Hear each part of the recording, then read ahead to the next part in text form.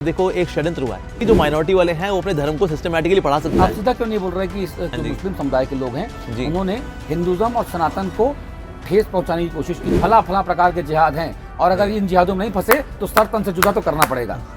तो साफ क्यों नहीं बोल रहे? हाँ, तो आप समझ गए सारा परपॉट तात्पर्य आपके पास क्लियर ही है। बटेंगे तो कटेंगे। तुमने कितने कट तो चुके हो तुम लोग यार, कितने कन्वर्ट हो तो लिए हो तुम लोग। सोचिए अगर एक राम मंदिर के लिए बेचारा हिंदू लड़ रहा है हमको मंदिर बना दो। कि हिंदू को अपने धर्म से अपनी मान्यताओं से प्रेम नहीं है अंग्रेजों जी, तक। जी, और जी। अब ये इस्लामीकरण की बात आप कर रहे हैं तो हाँ गलती तो हिंदुओं की, इस्लाम वाला क्या कर लेगा इसमें? हाँ जी। तो भाई हिंदू दब्बू है, हिंदू हिंजड़ा है, ये कहना है गिरिराज सिंह जी का। हम बोले कायर हिंदू नहीं है, कायर कुछ ऐसे भी है, ये प्रजाति भी एग्जिस्ट करती है जो कि कायर रही है। माँ मुरादे पूरी कर दे हलवा बांटूंगी, हमारी ये इच्छा पूरी कर दो ना, एक मांगली लड़की दिला दो ना, प्रमोशन करा दो ना, 3 लड़कियां हो गई एक लड़का दिला दो ना। डिंचक बोले बाबा मैं डोले शोले दिखाना, थोड़ा यहाँ पटका लगा लेना बजरंग। इसलिए विदेशों में कितने क्रिश्चियंस हैं, व्हाई डू दे जॉइन हरे कृष्णा?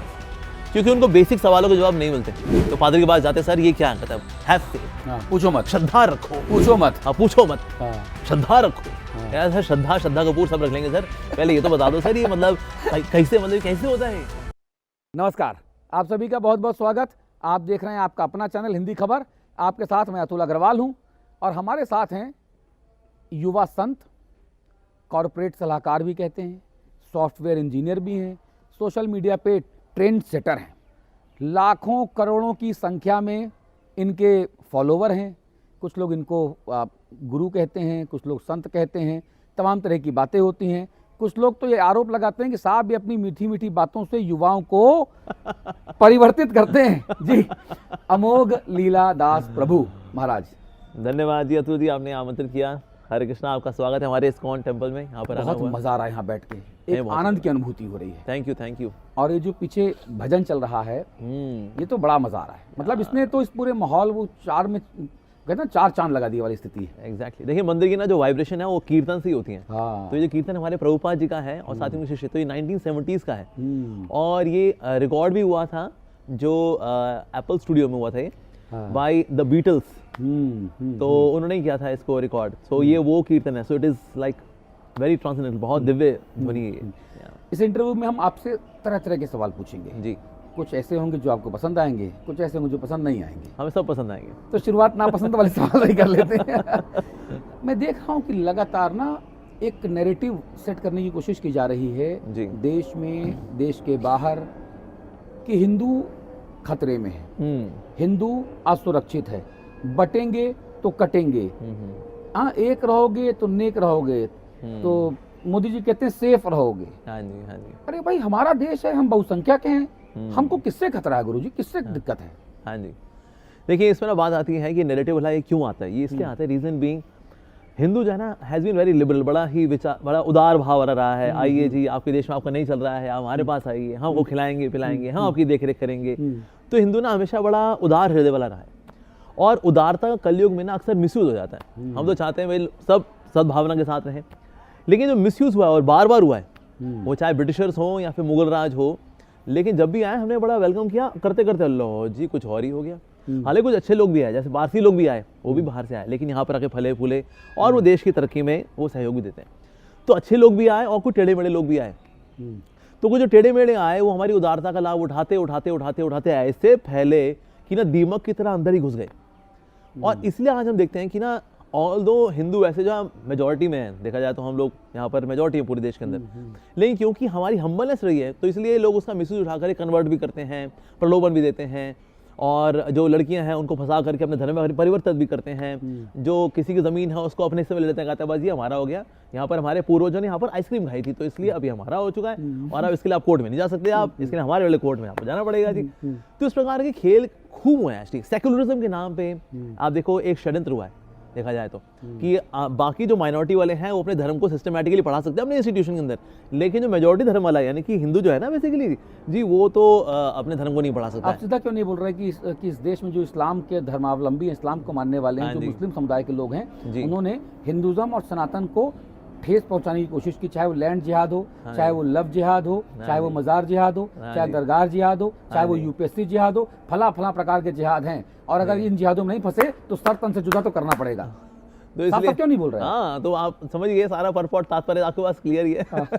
तो देखिए, तो इसलिए क्या है, बिकॉज हम लोग तो बड़े वेलकमिंग रहे हैं सबको लेकर के, आइए स्वागत है आपका, लेकिन क्योंकि हमारे स्वागत का मिसयूज हुआ, इसलिए जो है कभी कभी बताना पड़ता है, अरे भाई थोड़ा समझ जाओ, उदारता रखो, लेकिन थोड़ी सावधानी भी रखो। ऑलरेडी कितने कट तो चुके हो तुम लोग यार, कितने कन्वर्ट हो तो लिए हो तुम लोग, इतना भेदभाव सहन कर लिया तुम लोगों ने।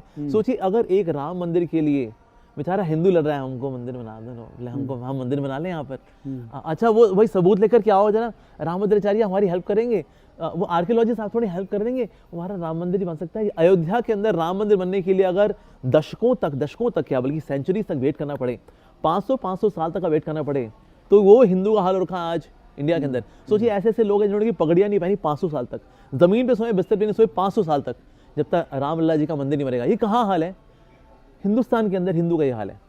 तो इसलिए बोलना पड़ता है, भैया जी थोड़ा सावधान भी हो जाओ। अरे तो भाई, हिंदू दब्बू है, हिंदू हिंजड़ा है, ये कहना है गिरिराज सिंह जी का, जो केंद्रीय मंत्री का। वो कहते हैं हिंदू एक ऐसा कायर ये समुदाय है जो अपने सनातन को, अपने सभ्यता को, अपने धर्म को, मान्यताओं को, रवायतों को, परंपराओं की रक्षा कर ही नहीं पाया। हाँ जी, और रक्षा क्यों नहीं कर पाया? क्योंकि हिंदू को अपने धर्म से, अपनी मान्यताओं से प्रेम नहीं है। हाँ जी, अगर प्रेम होता तो रक्षा करता, और रक्षा करता तो मुगल नहीं आते, जो है बाकी लोग नहीं आते यहाँ पर, अंग्रेजों तक। और अब ये इस्लामीकरण की बात आप कर रहे हैं, तो गलती तो हिंदुओं की, इस्लाम वाला क्या कर लेगा इसमें? हाँ जी, देखिए नो डाउट इसमें हिंदुओं की गलती है, पर हम सोचे सारे हिंदू ऐसे नहीं, सारे हिंदू ऐसे नहीं है, लेकिन हाँ हम बोले कायर हिंदू नहीं है, हाँ कायर कुछ ऐसे भी है, ये प्रजाति भी एग्जिस्ट करती है जो कि कायर रही है, और या फिर ये अपने परिवार में खुश है, कहता है जी मेरे को तो पकौड़े मिल रहे हैं, चाय मिल रही है, मेरी बीवी खुश, मेरे बच्चे खुश, तो बस तो ठीक है यार, अब हाँ हो गया तो हो गया, फला फला ढिमका जगह, जब हमारे तब देखेंगे, जब आएगा तो तब देखेंगे, और फिर ये देखते हैं फिर।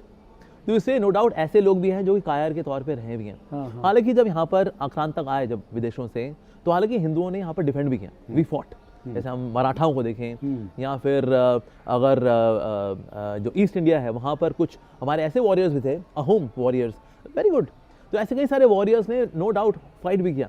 एक वो मिसफॉर्च्यून भी रहा हमारा कि हमारे खुद के घर के वेदी, लंका ढाई वाला जो हाल था, तो वो हमारे खुद घर के वेदी थे जिन्होंने कि उन सामने लोग साथ मिलकर के हमारा बेड़ा गर्क किया। तो कहीं ना कहीं डिसयूनिटी पॉलिटिकल लेवल पे उस वक्त भी थी, जिसकी वजह से आक्रांतक अंदर घुस पाए और शोषण कर पाए।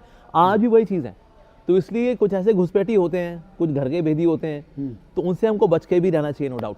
लेकिन साथ ही हिंदू को भी चाहिए अपनी जो संस्कृति है उस पर गर्व करे। आज बहुत सारे यूट्यूबर्स हैं या सोशल मीडिया इन्फ्लुएंसर्स हैं जो कि संस्कृति को बड़े अच्छे से लेकर के आ रहे हैं, और जो क्वेश्चन मार्क्स हैं हमारे संस्कृति को लेकर के, चाहे राम जी को लेकर या भगवान श्री कृष्ण को लेकर के, या कल्चर में जो भी सती प्रथा या वट एवर इट इज, और उसको लेकर के बड़े अच्छे एक्सप्लेनेशन सारे बेस्ड ऑन स्क्रिप्चर्स, जिससे आज लोग एजुकेट हो रहे हैं। तो आज हिंदू जगना शुरू भी हुआ है, पर काफ़ी समय तक क्योंकि education was only limited to electronic media की, एक पर्टिकुलर चैनल है वो किसी ने खरीदा हुआ है, जो वो डाउनलोड देगा वो आपको लेना है। लेकिन सोशल मीडिया ने आज ये शक्ति दी एक आम आदमी को कि नहीं सर आप भी अपना मत रख सकते हैं। So they are some very good धार्मिक इन्फ्लुएंसर्स, एजुकेटर्स, जो कि सोशल मीडिया पे आकर के एजुकेट करें, सर आपका सनातन धर्म इतना बढ़िया है, ये जो क्वेश्चन उठ रहा है ना इसका जवाब तो ये है, ये जो क्वेश्चन उठ रहा है इसका जवाब तो ये है। अच्छा जी, तो जब डाउट दूर होते हैं ना तो श्रद्धा खिलती है। जैसे क्लाउड्स होते हैं, सूरज के आसपास होते हैं ना, उसकी पूरी रोशनी नहीं आ पाती, पर जैसे ही क्लाउड्स हटते हैं पूरी रोशनी आती है। तो श्रद्धा का सूरज है अब खिल खिल करके आ रहा है धीरे धीरे करके, कि अब हिंदुओं का थोड़ा नाज होना, अब गर्वित होना शुरू किया है। अरे यार हमारा सनातन धर्म बहुत उज्ज्वल है, बड़ा विस्तृत है। मोदी जी, योगी जी के बाद आना शुरू हुआ है, 14 के बाद शुरू हुआ कि एग्जैक्टली। तो 2014 के टाइम अगर आप देखें, सोशल मीडिया था was very powerful, electronic media पे एक अलग नैरेटिव था, और जो सोशल मीडिया था it was very pro Modi narrative. और देखते हैं फिर 2014 में क्या हुआ इलेक्शंस में, सब जानते ही हैं। तो social media is very very powerful, even more than electronic media, more than and print media is social media.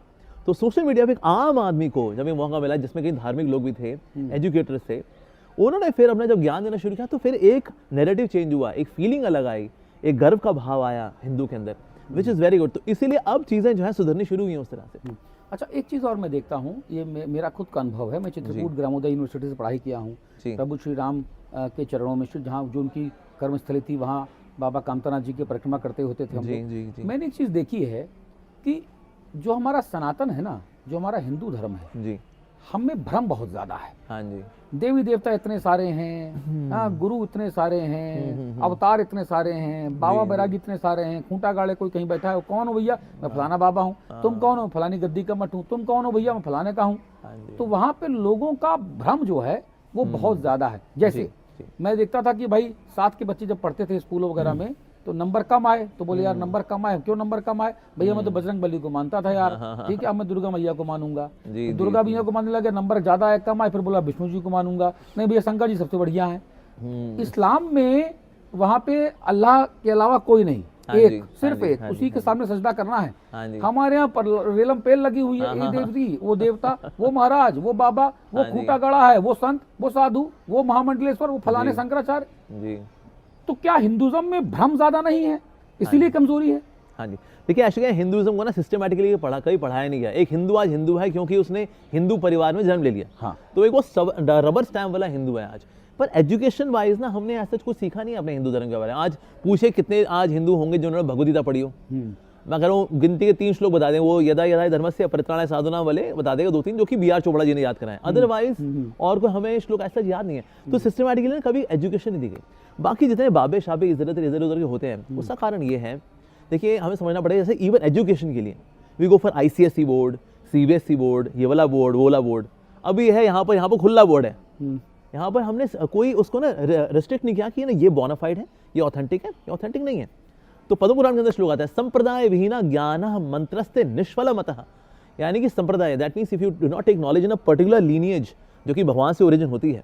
जैसे हम इस्कॉन आ रहे हैं, जैसे कि भगवान ने अपना ज्ञान दिया ब्रह्मा जी को, ब्रह्मा जी ने दिया नारद मुनि को, नारद मुनि ने वेद व्यास जी को, वेद व्यास जी ने आगे फिर दिया और भक्तों को, फिर इस तरह से करते करते मध्वाचार्य के पास, मध्वाचार्य से आते आते फिर हमारे पास आ रहा है। तो एक लीनिएज है, व्हेन यू फॉलो तो ना ज्ञान आपको ऑथेंटिक प्राप्त होता है। तो इस तरह से देयर आर सम बोनाफाइड संप्रदाय जो कि भगवान से ओरिजिन होते हैं और नॉलेज ऐसे करते करते पहुंचती है। मैंने इनको बोला, इन्होंने उनको बोला, बोले बोले बोले, जैसे होता है चाइनीज विस्पर। तो इस तरह से करते करते करते वो ज्ञान एज इट इज पहुंच जाता है। आज क्या है, कोई कहीं से भी ज्ञान ले लेता है। ज्ञान कैसे लिखा था? वो कनॉट बेस में ना, वो जो दरी बिछा के बैठता है ना, तोता लेके बैठता है, कोई किताब लेके बैठता है, कड़वा बम्बे में मैंने 2-4 स्पिरिचुअल बुक्स पढ़ ली, मैं बाबा बन गया, मैंने यूट्यूब पे चैनल खोल लिया, हम वहाँ से ज्ञान ले लेते हैं, दैट्स इट। तो एक तो ना हमें ये समझना है कि ज्ञान आप कहीं से भी नहीं ले लेते। जब करियर नॉलेज को हम यहाँ से वहाँ से कहीं से नहीं ले लेते, तो क्या स्पिरिचुअल नॉलेज को हम कहीं से भी ले लेंगे? नहीं, ऐसा नहीं है। So we should go for sampradaya, प्रमाणिक संप्रदाय। ऐसा ब्रह्मा जी का संप्रदाय है जिसमें हम लोग भी आते हैं, इस प्रकार से शिव जी का संप्रदाय है, रुद्र संप्रदाय आता है, इसी प्रकार से जो है श्री संप्रदाय है जो माता लक्ष्मी से आता है, और चतुष कुमार का संप्रदाय। तो इस प्रकार से 4 संप्रदाय हैं। इस लीनिएज में जो वैष्णवायन से सीखे ना आप, करना चाहिए। बाकी होता क्या, देखिए जैसे देवी देवताओं का, देवी देवताओं का होना यहाँ पर बल्कि हमारे लिए आशीर्वाद है। हम बोले फला फला धर्म में एक ही भगवान है, अल्लाह है, बाकी और तो कोई नहीं है हमारे यहाँ पर। लेकिन देखो कितना हजूम है, तो हम कंफ्यूज हो जाते हैं उसके अंदर। पर अगर कोई शास्त्र नहीं पढ़ेगा ना, देवी देवता बल्कि हमारी हेल्प करते हैं। भगवान भले एक हैं, दैट इज कृष्णा, उनके अवतार हैं, राम अवतार, नरसिंह अवतार इत्यादि, और बाकी देवी देवता भी हैं यहाँ पर। अब जैसे कि ना प्राइम मिनिस्टर एक होता है, लेकिन उसके कैबिनेट में अलग अलग मिनिस्टर्स होते हैं। इस तरह से ना वो मिनिस्ट्री कंप्लीट होती है।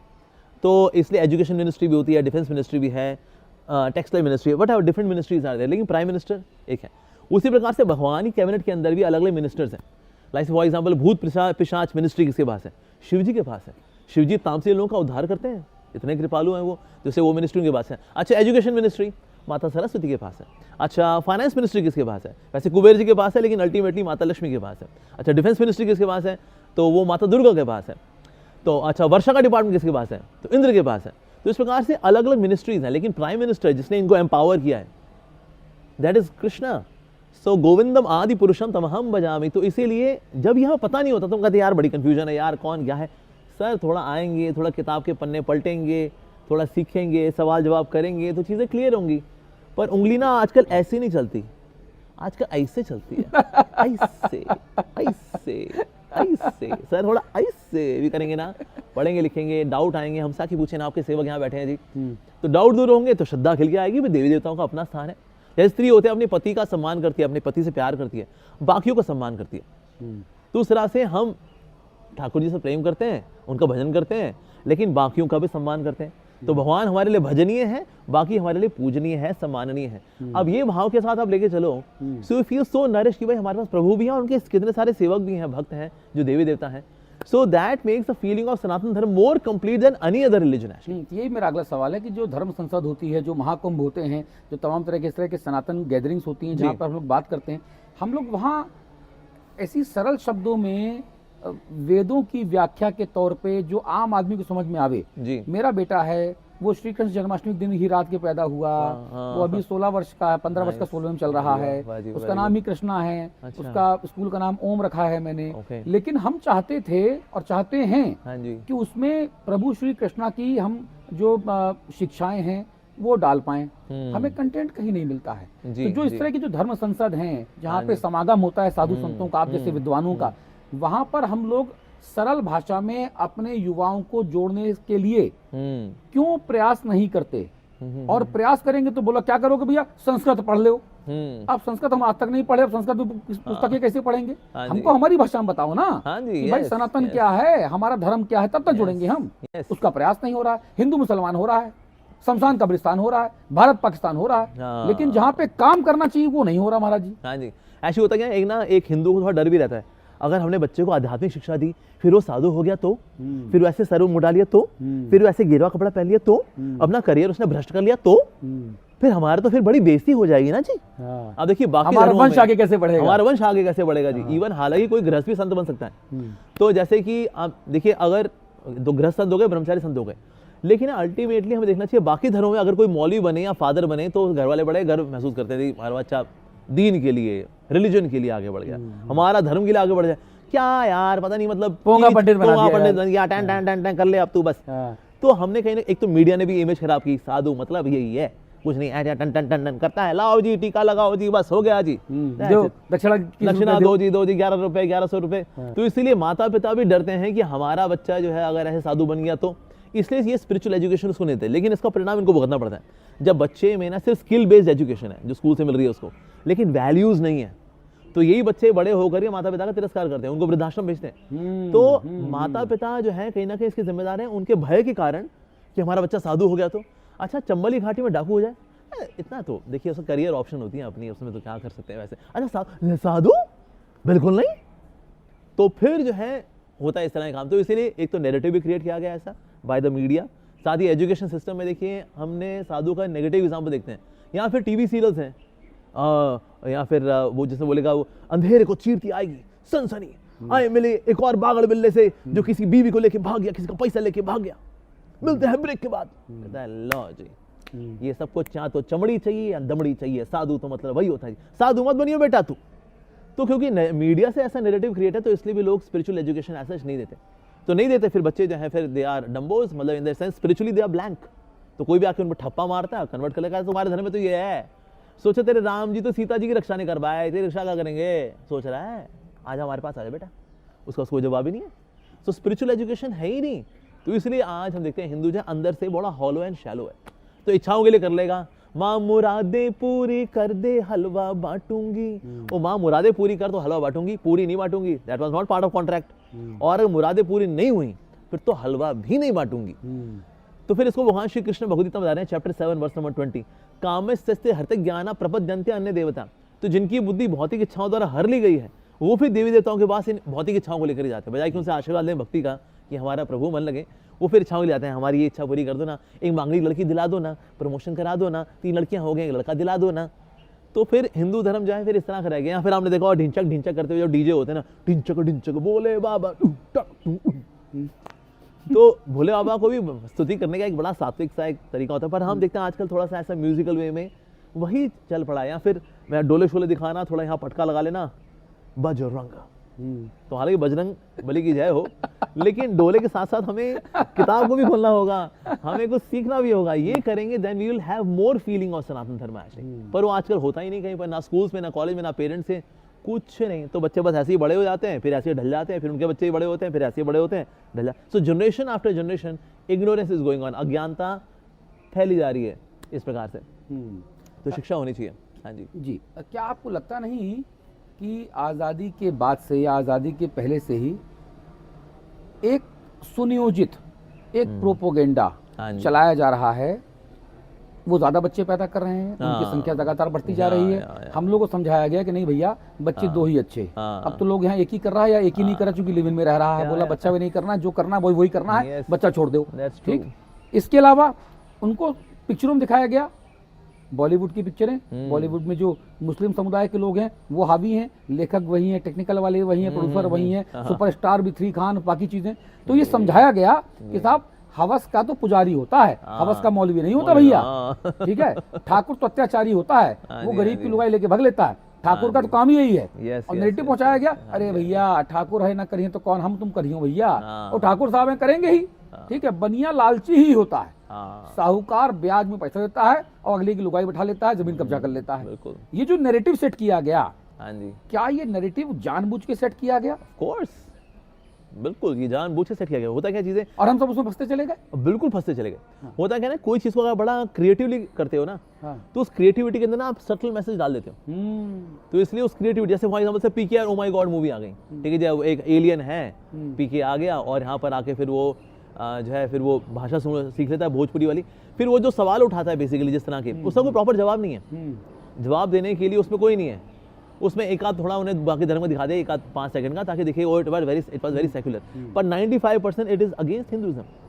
पर हैरानी की बात ये है, लोग ताली बजा रहे हैं। हाँ, लोग ताली बजा रहे हैं। इसको सुपर हिट किसने बनाया? हिंदुओं ने बनाया। अरे सर, मैं तो देख के दंग रह गया उस फिल्म को कि उसमें हमारे भोले बाबा जी को वो टॉयलेट के बाहर उनका रूप धरे एक व्यक्ति को वो घुटंगुओं चला रहा है और लोग ताली बजा रहा है, ठीक है। उसके अंत में एक मैसेज क्या आता है, जग्गू मुसलमान वफादार होता है, धोखेबाज नहीं होता, यानी बाकी सब धोखेबाज है, मुसलमान भर जो है वो सबसे बढ़िया है। तो ये जो मैसेज दिया जा रहा है, इसलिए मैंने कहा कि हम जो हिंदू हैं, जो हमारी सरकारें हैं, जो हमारा सेंसर बोर्ड है, जो हमारी मान्यताएं हैं, वो इतनी कमजोर हैं कि कोई भी आता है हम लोग को वैचारिक तौर पे, बौद्धिक तौर पे चांटे लगा के चला जाता है। हम ताली बजा रहे होते हैं, क्योंकि अब जैसे मूवीज है ना, वेरी वेल स्क्रिप्टेड मूवीज। अब देखिए, जहां आमिर खान एक्टिंग करेगा या परेश रावल एक्टिंग करेगा, जैसे ओ माय गॉड के अंदर परेश रावल ने एक्टिंग की, वेरी गुड एक्टर्स एक्चुअली, बहुत बढ़िया स्क्रिप्ट है actually.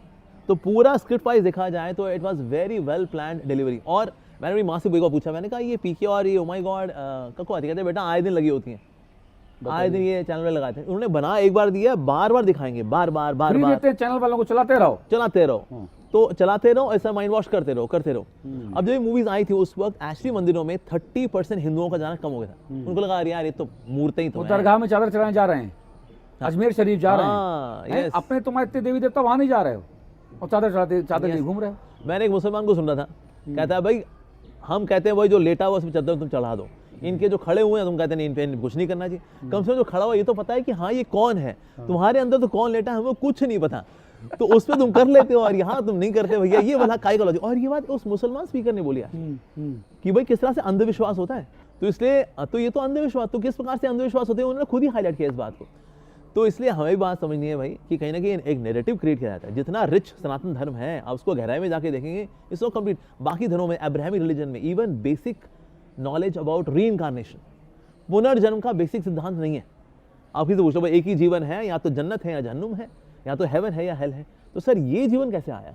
They have no proper explanation. वो बोलते हैं देखो ये तो खुदा का इम्तिहान है, ये तो बस it's a test of God, if you pass the test you go to heaven, you fail the test you go to hell. इम्तिहान है, पास हो गए तो ऊपर, फेल हो गए तो नीचे, जहन्नुम में। टेस्ट लेता कौन है? वो पादरी लेता है, पादरी का भी अपना टेस्ट चल रहा है। वही मैं कह रहा हूँ। लेकिन इसमें देखिए फिलोसफिकल फ्लॉ क्या है इसके अंदर।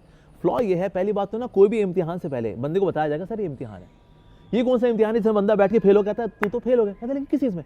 इम्तिहान था ना, तू फेल हो गया उसके अंदर। तो इस इम्तिहान में ये नहीं पता भाई ये इम्तिहान है। दूसरी चीज़ ये है कि अगर ये इम्तिहान है तो सबका इम्तिहान अलग अलग क्यों? हम बोले इसका पैसा है ना, पैसा ही उसका इम्तिहान है, जो गरीब है उसकी गरीबी उसका इम्तिहान है, तो इसका सबका अलग अलग इम्तिहान क्यों? एक एग्जाम होना चाहिए। भगवान पार्शल है, यानी कि खुदा तो पार्शल हो गया भाई, यहाँ पर भेदभाव करता है वो। तीसरा ये है कि ना वो फिर ऊपर वाला इतना ज़्यादा यहाँ तो क्रूर है कि जब गलती होती है तो हमेशा के लिए जहन्नुम, और इतना दयालु हो जाता है कि थोड़ा अच्छा काम किया तो हमेशा के लिए जन्नत। तो logically doesn't make sense actually. तो law of karma gives proper explanation कि अगर आप कोई काम करते हैं तो पिछले जन्म में कर्म भी है, कोई जन्म के कर्म भी है, मिला जुला लेखा जोखा, कुछ समय के लिए नर्क, फिर वापस भी आना पड़ता है, फिर हो सकता है कुछ समय स्वर्ग, वापस आना पड़ता है। This makes whole thing very very practical, logical, sensible. लेकिन आप ये तो बोले it is a test of God. जैसे मान लो कोई टेस्ट मैच ही हो, सेकंड इनिंग्स में आप देखा इस कंट्री के इतने रन, इस देश के इतने रन, कहते हैं ये कैसे रन कैसे आ गए, जीरो से नहीं है। तो हम क्या बोलेंगे? सर ये फर्स्ट इनिंग्स के ना ये कैरी फॉरवर्ड हो रहे हैं, यही बोलेंगे। ये थोड़ी बोलेंगे ये इम्तिहान है, उनका 74 रन से इम्तिहान, इनका 0 रन से इम्तिहान, ऐसा थोड़ी होता है।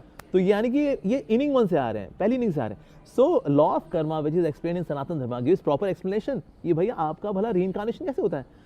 तो आत्मा की क्वालिटीज क्या है, री इनकारनेशन जैसी बेसिक चीजों के अंदर अब्राहमिक रिलीजन के अंदर कोई एक्सप्लेनेशन ऐसा नहीं है। भगवान कैसे दिखते हैं, खुदा है, गॉड है, ऊपर है, कोई कैसा दिखता है भाई, कोई फीचर तो होंगे, पर वहां कोई डिस्क्रिप्शन ही नहीं है। वहां पर इतना आता है, क्यों डरते हो जब खुदा का हाथ तुम्हारे सर पे, पर वो हाथ लेकिन हाथ है कैसा, 5 उंगली वाला है, 10 उंगली वाला, कैसा है वो हिसाब किताब तो नहीं पता। God is great but how is he great, वो ग्रेटनेस कैसी है, इस बारे में अब्राहमिक रिलीजन्स के अंदर कुछ आता ही नहीं है। लेकिन हमारे में पूरा सच्चिदानंद विग्रह भगवान का रूप का वर्णन है, उनके गुणों का वर्णन है, उनकी लीलाओं का वर्णन है, उनके नाम का वर्णन है, सब आता है, बाकियों में कुछ पता ही नहीं है। सो दैट मीन्स आप देखो गहराई में जाके देखिए ना, सनातन धर्म की जो रिचनेस है in terms of details of spirituality, basic concept से लेकर के एडवांस कॉन्सेप्ट तक, बाकी और कहीं पर है ही नहीं एक्चुअली। इसलिए विदेशों में कितने क्रिश्चियंस हैं, why do they join Hare Krishna's, क्योंकि उनको बेसिक सवालों के जवाब नहीं मिलते। तो पादरी के पास जाते, सर ये क्या कहता है, हैव फेथ, पूछो मत, श्रद्धा रखो, पूछो मत, हाँ पूछो मत, श्रद्धा रखो। यार सर श्रद्धा कपूर सब रख लेंगे सर, पहले ये तो बता दो सर ये मतलब कैसे होता है। So then they come to Hare Krishnas, और यहाँ पर उनको ऑथेंटिक जेन्युइन जवाब मिलते हैं। Then they join Hare Krishnas. कितने विदेशों में चर्चेज हैं, आज वो हरे कृष्णा मंदिर बन चुके हैं।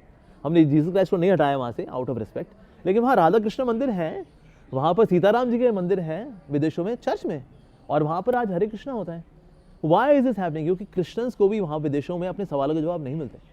So when they come to our सनातन धर्म, coming to the Hare Krishnas, they get all the answers। कहते बस यही तो हमें चाहिए था, संशय दूर, अब हम आपके हैं, पहले था हम आपके हैं कौन, अब हम आपके हैं कौन, हमने हटा दिया उसमें से। नाइस। हम लोग एक जगह कहीं बैठे हुए थे, 5, 7, 10 लोग थे, उसमें से 2-4 मुस्लिम धर्मावलंबी भी थे, एक मेरा क्रिश्चियन दोस्त था, एक सरदार, हम सब बैठे थे जी कॉलेज के ज़माने के। बात चली तो वो बात जो है ना, वो रात वाली बैठक की बात थी, तो बात काफ़ी लंबी तक चली गई। अच्छा। उसमें निकल के महाराज जी सामने आया कि इस्लाम को जो मानने वाले हैं और जो इस्लाम की जो पूरी विचारधारा है, ये जीना नहीं सिखाती। तो मैं बड़ा चकित हुआ, मन करे ऐसे कैसे भाई, आप ऐसे कैसे बोल रहे हो, इतने सारे लोग मानने वाले हैं, 58 मुसलमान देश हैं, इतने करोड़ों की आबादी है, आप ऐसे कैसे बोल रहे हो। तो बोले भाई साहब, इस्लाम जीना सिखाता ही नहीं, इस्लाम तो मरना सिखाता है। इस्लाम में जो जिंदगी में जो प्रोहिबिटेड है, शराब प्रोहिबिटेड है ना, आप जो 3-4 स्त्रियां आपके लिए हैं बस वही हैं, बाकी नहीं है, ठीक है। आप खुदा की राह में जो है जिहाद करोगे, दूसरे लोग जो काफिर हैं जिनको आप नहीं मानते उनको काटोगे, मारोगे, खुद मर जाओगे, अपने परिवार वालों को छोड़ के चले जाओगे, तो आप ऊपर जब जाओगे जन्नत में तो मिलेंगी 72 हूरें, आबे जमजम, सारा मामला टनाटन है वहाँ। जो काम आप यहाँ 4 आपको जो है भारी पड़ रही, वहाँ 72 कम है आपके लिए। तो ये मतलब कि आप मर जाओ खुदा की राह में तो ऊपर सब मिलेगा, यहाँ कुछ नहीं है। हाँ जी। तो ये निष्कर्ष उस बातचीत का निकला। मैं चाहूंगा कि इस पे आप जरूर रोशनी करें, जरूर बात करें इस पे। एक्चुअली ऑफ कोर्स देखिए, 72 हूरों की जो बात है, ये तो मतलब अद्भुत ही बात है। और एक लड़की ने, she was a Muslim lady, उसने इंटरव्यू में पूछा, जो मौलवी थे उनसे पूछा कि अच्छा ठीक है, आपको तो मिल गई 72 हूरें, और क्योंकि उनमें कॉन्सेप्ट है आप इसी शरीर में जाते हो, वो आरजू काज़मी है पाकिस्तान की। हाँ जी, यस। तो उन्होंने कहा अच्छा हमारा क्या होता है फिर। कहते हैं आप जो है उसमें बेसिकली ठेके वाली बनती हो, जिसमें 72 हूरों की आप मेंटेनेंस करती हो, जिसकी भाई किसको लिपस्टिक लग गई नहीं लग गई है, भाई ऐसा अगर पहली वाली तू जा, भाई तीसरी वाली तू मेकअप अपना तैयार रख, तो बेसिकली मतलब लड़की वहां पर दल्ला वाले बन जाती है कि भैया तू जा। ये हाल मतलब स्त्रियों को हो जाता है वहां पर। So at that time that person जो आए हुए थे वो चुप थे। तो इसलिए अगर आप देखिए logically doesn't make any sense. 72 हूरें, वो भी 130 फीट लंबी। मैं एक को सुना था, कहते हैं 130 फीट लंबी है। तो हम जब खुदा के पास पहुंचते हैं, खुदा हमें भी फिर 130 फीट लंबा कर देते हैं। और फिर उनकी मलाई जैसी स्किन है, और उनकी फिर पता नहीं गुलाबी होंठ है, पता नहीं क्या क्या है। तो आपका जो अल्टीमेट पर्पस भी है ना रिलीजन फॉलो करने का, उसमें प्योरिटी नहीं है कि हम जाके प्रभु की गौ सेवा करेंगे। भाई हम जैसे हमारा गोल है, हम जाएंगे गोलोक वृंदावन वैकुंठ, जहाँ जाएंगे वहाँ राधा कृष्ण के चरणों की सेवा करेंगे। नॉट दैट कि हमारी भी कुछ गोपियां होंगी, कृष्णा भाई 2-4 गोपियां हमें भी दे दो, ऐसा नहीं है हमारा भाई हम खुद सेवा करेंगे भगवान की। लेकिन जितने अब्राहमिक रिलीजन्स हैं उनका गोल अल्टीमेटली सेंस एंजॉयमेंट है। भाई यहाँ धर्म फॉलो करो, आगे मिलेगा मज्जा। तो मजा ही गोल है वास्तव में। तो इसलिए अगर आप इसी शरीर में जाएंगे, मान लो अगर किसी ने कोई सुसाइड बॉम्बर ही हो, उसने अपना को फोड़ लिया, कहता तेरा शरीर तो यहीं पे हो लिया भाई अब। तो इसीलिए बेसिकली वहां जाना डजंट मेक सेंस। अब देखिए जैसे इनमें ना रीइंकार्नेशन नहीं है अब्राहमिक रिलीजन्स के अंदर, देयर इज नो रीइंकार्नेशन। तो मैंने एक से पूछा, मैंने कहा रीइंकार्नेशन नहीं है, फिर जन्नत और जहन्नुम वाला कौन जाता है, who goes to heaven and hell. अरे यार भाई बात तो सही है यार, ऐसा नहीं, एक रीइंकार्नेशन होता है, मतलब यहाँ वहाँ। अच्छा तो देखिए अब तू 0 से 1 पे आ गया अब, ठीक है जी। मैंने कहा अच्छा देख, हम यूजली क्या हमारा क्या होता है, हम अच्छे कर्म भी करते हैं, कुछ बुरे कर्म भी करते हैं। मानो 40% मैंने बुरे काम किए, 60% को अच्छे काम किए, तो यानी जन्नत ही मिलनी चाहिए 60 के हिसाब से, 40 के हिसाब से जन्नत मिलना चाहिए। अब कहाँ जाऊँगा मैं, क्योंकि हम सिर्फ अच्छा नहीं करते या सिर्फ बुरा बुरा नहीं करते, और ये कैंसिल तो करते नहीं। ऐसा तो है नहीं कि इसने 2 ग्लास पहले वोडका पिया, फिर 2 ग्लास गंगा जल पिया तो +2 -2 0 हो गया, ऐसा तो होता नहीं। अब क्या होगा जब कुछ बुरे काम भी कुछ अच्छे काम भी है? ओके, कहते हैं नहीं देखो, फिर उससे फिर एक बार फिर जहन्नुम, फिर जन्नत हो जाएगा। मैंने कहा तो तू 2 पे आ गया भाई, दैट मीन्स तो 2 पुनर्जन्म हो जाएंगे। अब you started with 0, then you came to 1, now you are on 2। तो इसलिए फिलोसफिकल इंटेग्रिटी भी अगर आप देखें ना अब्राहमिक रिलीजन्स के अंदर, उसे पता नहीं है, कंफ्यूजन है, कंफ्यूजन है, एक्चुअली कंफ्यूजन है, क्लैरिटी है ही तो नहीं। उसके बावजूद इतना ज्यादा ये धर्म क्यों बढ़ता जा रहा है, इस्लाम जिसे कहते हैं, जिसे मैं पंथ कहता हूँ, हाँ जी, हाँ जी। इतना ज्यादा क्यों बढ़ता जा रहा है? 58 मुसलमान देश हो गए हैं और बता रहे हैं कि अब ये गजवाए हिंद लेंगे, कह रहे हैं पाकिस्तान तो हमने जो है ऐसे ले लिया, अब लड़के ले लिया, अब हिंदुस्तान तो जो है गजवाए हिंद बना के हम ऐसे ही ले लेंगे, आप लोगों से कुछ ना कर पाओगे आप लोग। तो धर्म क्यों, ये पंथ क्यों बढ़ता जा रहा है इस्लाम? देखिए कई तरीकों से बढ़ा है, जैसे हमने जैसे कश्मीर में देखा, वहाँ कुछ कारण हो गए, जैसे बाकी धर्मों बाकी जगह पर यहाँ तो हिंसा की वजह से, या फिर लोगों को एजुकेट किया, जैसे जाकिर नाइक जैसे लोग हैं जो कि एजुकेट करते हैं लोगों को, उसको बोलते हैं इंटेलेक्चुअल जिहाद करके, उस तरह से लोग एजुकेट किया, बताया, और इस तरह से भी कुछ लोग कन्वर्ट हुए। तो कई सारे ऐसे कारण रहे जिसकी वजह से ये धर्म फैला भी है, नो डाउट। लेकिन सोचे गजवाए हिंद भी हो जाएगा, लेकिन ऐसा होने वाला नहीं है। अब देखिए बाकी देशों में कोई 30 साल में, कोई 40 साल में, जैसे हम देखें पर्शिया था, पर्शिया बिकेम ईरान, कितने साल में? 30-40 साल। हमारे यहाँ 800 साल हो गए, आज तक नहीं हो पाया ये। तो यानी कि जो हाँ जो धर्म की जो जड़ें हैं ना बहुत ज़्यादा गहरी हैं, तो इससे ऐसा होने वाला नहीं है, बल्कि अब तो ये यू टर्न की ओर है, ये यू टर्न की ओर है। आप देखें आज अगर सरकार वक्फ बोर्ड के ऊपर बात कर रही है, तो किसी चीज़ को देख कर रही है, हम सीधे रैंडमली तो करते नहीं, अक्कड़ बक्कड़ बम्बे बसीने में पूरे से चलो आज इस पर चर्चा कर लेते हैं, ऐसा तो होता नहीं है। तो चीज़ें जो है आर बिकमिंग आर चेंजिंग। जैसे मैं देखता हूँ कि इवन यूट्यूब में कई ऐसे एक्स मुस्लिम्स हैं जो पहले इस्लाम धर्म फॉलो करते थे, फिर उन्होंने कई चीज़ें देखी उन्होंने which were not making sense to them, और उन्होंने फिर आगे बढ़ने का तय किया कि okay now we want to move ahead in Sanatan Dharma और हिंदू धर्म व्हाटएवर। और आज एक बहुत बड़ी वेव है, एक्चुअली ये बहुत बड़ी वेव है, where people externally are belonging to a religion, Abrahamic religion, लेकिन अंदर से उसको छोड़ चुके हैं। कहते हैं because it doesn't make sense, actually logically doesn't make sense. हम सोचते शायद हिंदू धर्म में शायद सेंस थोड़ी कम है, यहाँ पर तो 0 है, तो इसलिए many of them are coming back. लेकिन अब कहीं फतवा जारी ना हो जाए तो फिर बाहर से तो फिर वो बने रहते हैं, लेकिन अंदर से दे हैव गिवन अप। उनको पता है कि अब जिस तरह से सनातन धर्म जो फैल रहा है, एक जो हिंदू वेव है ना, बहुत बड़ी वेव है वो, इट्स अ बिग वेव जी, पूरी दुनिया भर में वो, and they are also knowing this. तो इसलिए चीज़ें जो है चेंज हो रही हैं। इवन देखिए आप जो जितने हमारे मिडिल ईस्ट कंट्रीज हैं, they are shifting to tourism.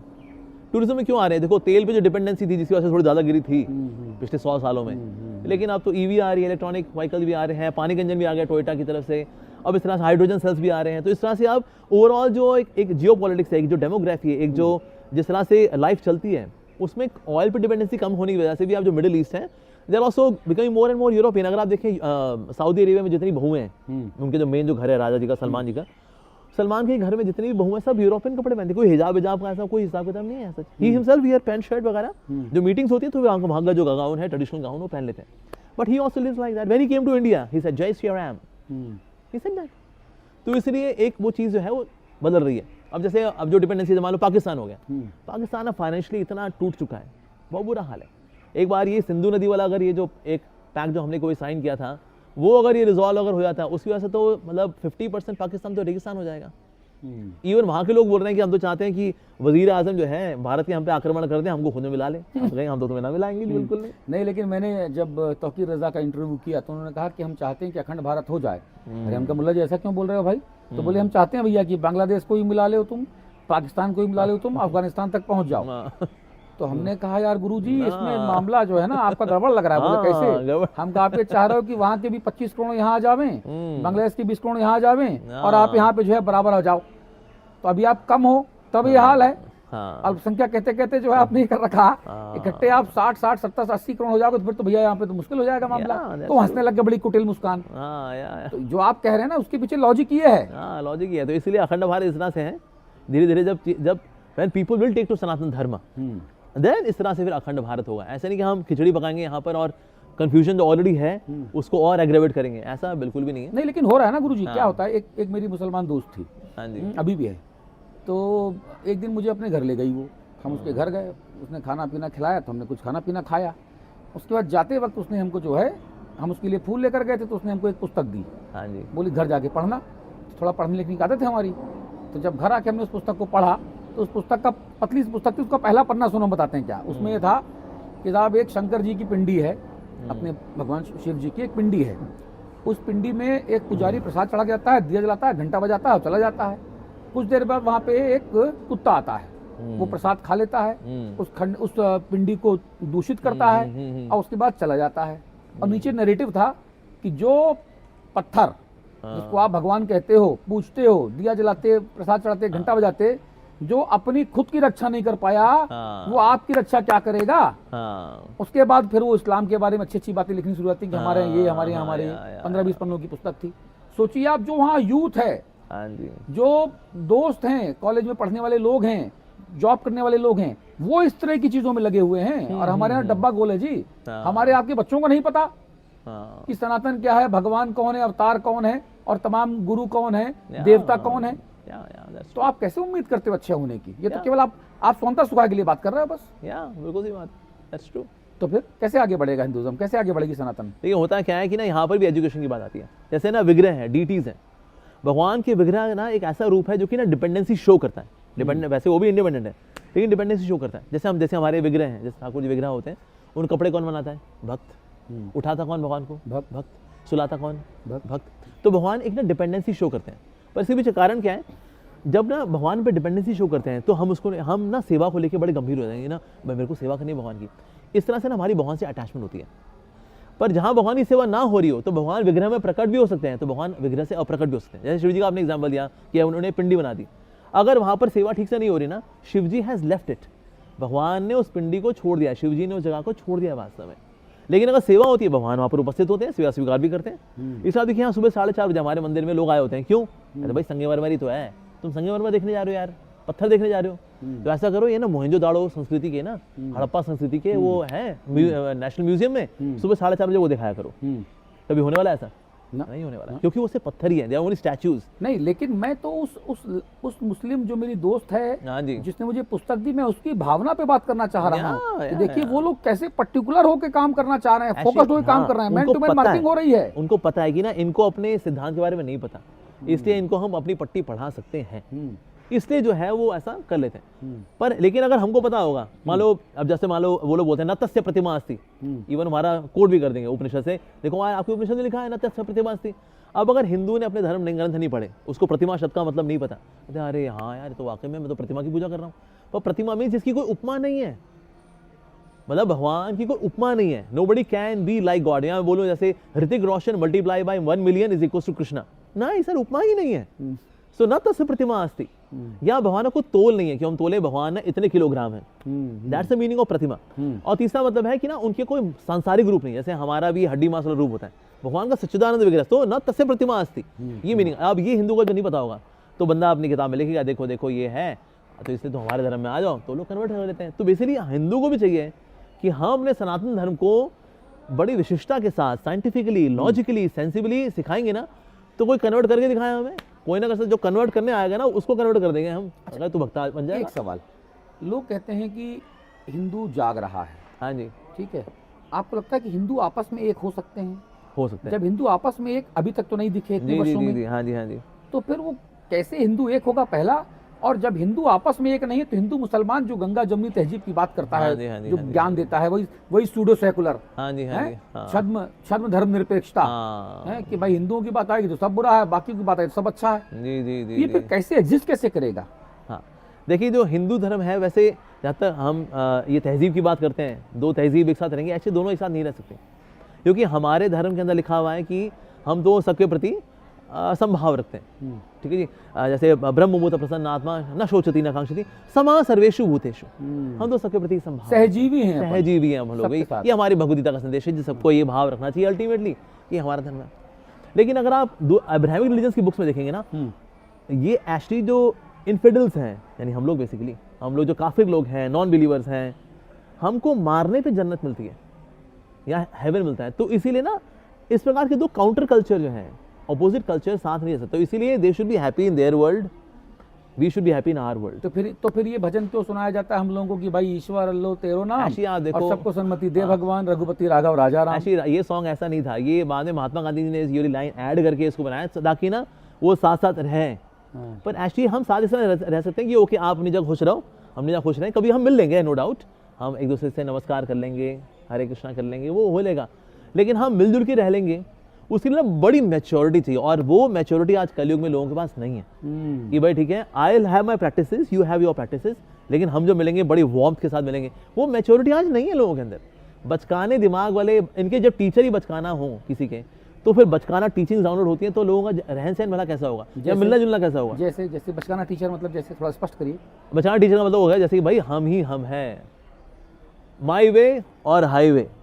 तो ये टीचर ही अगर बताएगा माई वे और हाईवे, तो यानी आप एक वे में नहीं रह सकते आप। यानी कि मदरसा की जो शिक्षा उस पर आप बात खड़ी कर रहे हैं कि भाई वो लोग जो है वो ठस बना रहे हैं, वो थोड़ा सा मतलब कट्टर बना रहे हैं, आप कह रहे हैं। ये गवर्नमेंट की तरफ से, इसलिए आप देखें ना इस जो असम के अंदर उन्होंने मदरसों पर क्यों बैन किया, क्योंकि उनको डाउट है भाई ये तो टीचिंग जो है जैसे ही होनी चाहिए आइडियली एक धार्मिक वाली, वैसे नहीं बल्कि कुछ और हो रही है।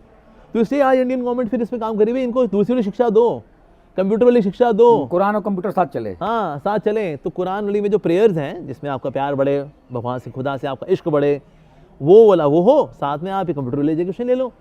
तो एक्सट्रीमिस्ट एजुकेशन को गवर्नमेंट ही चाहती है भाई वो वाला थोड़ा कम होना चाहिए।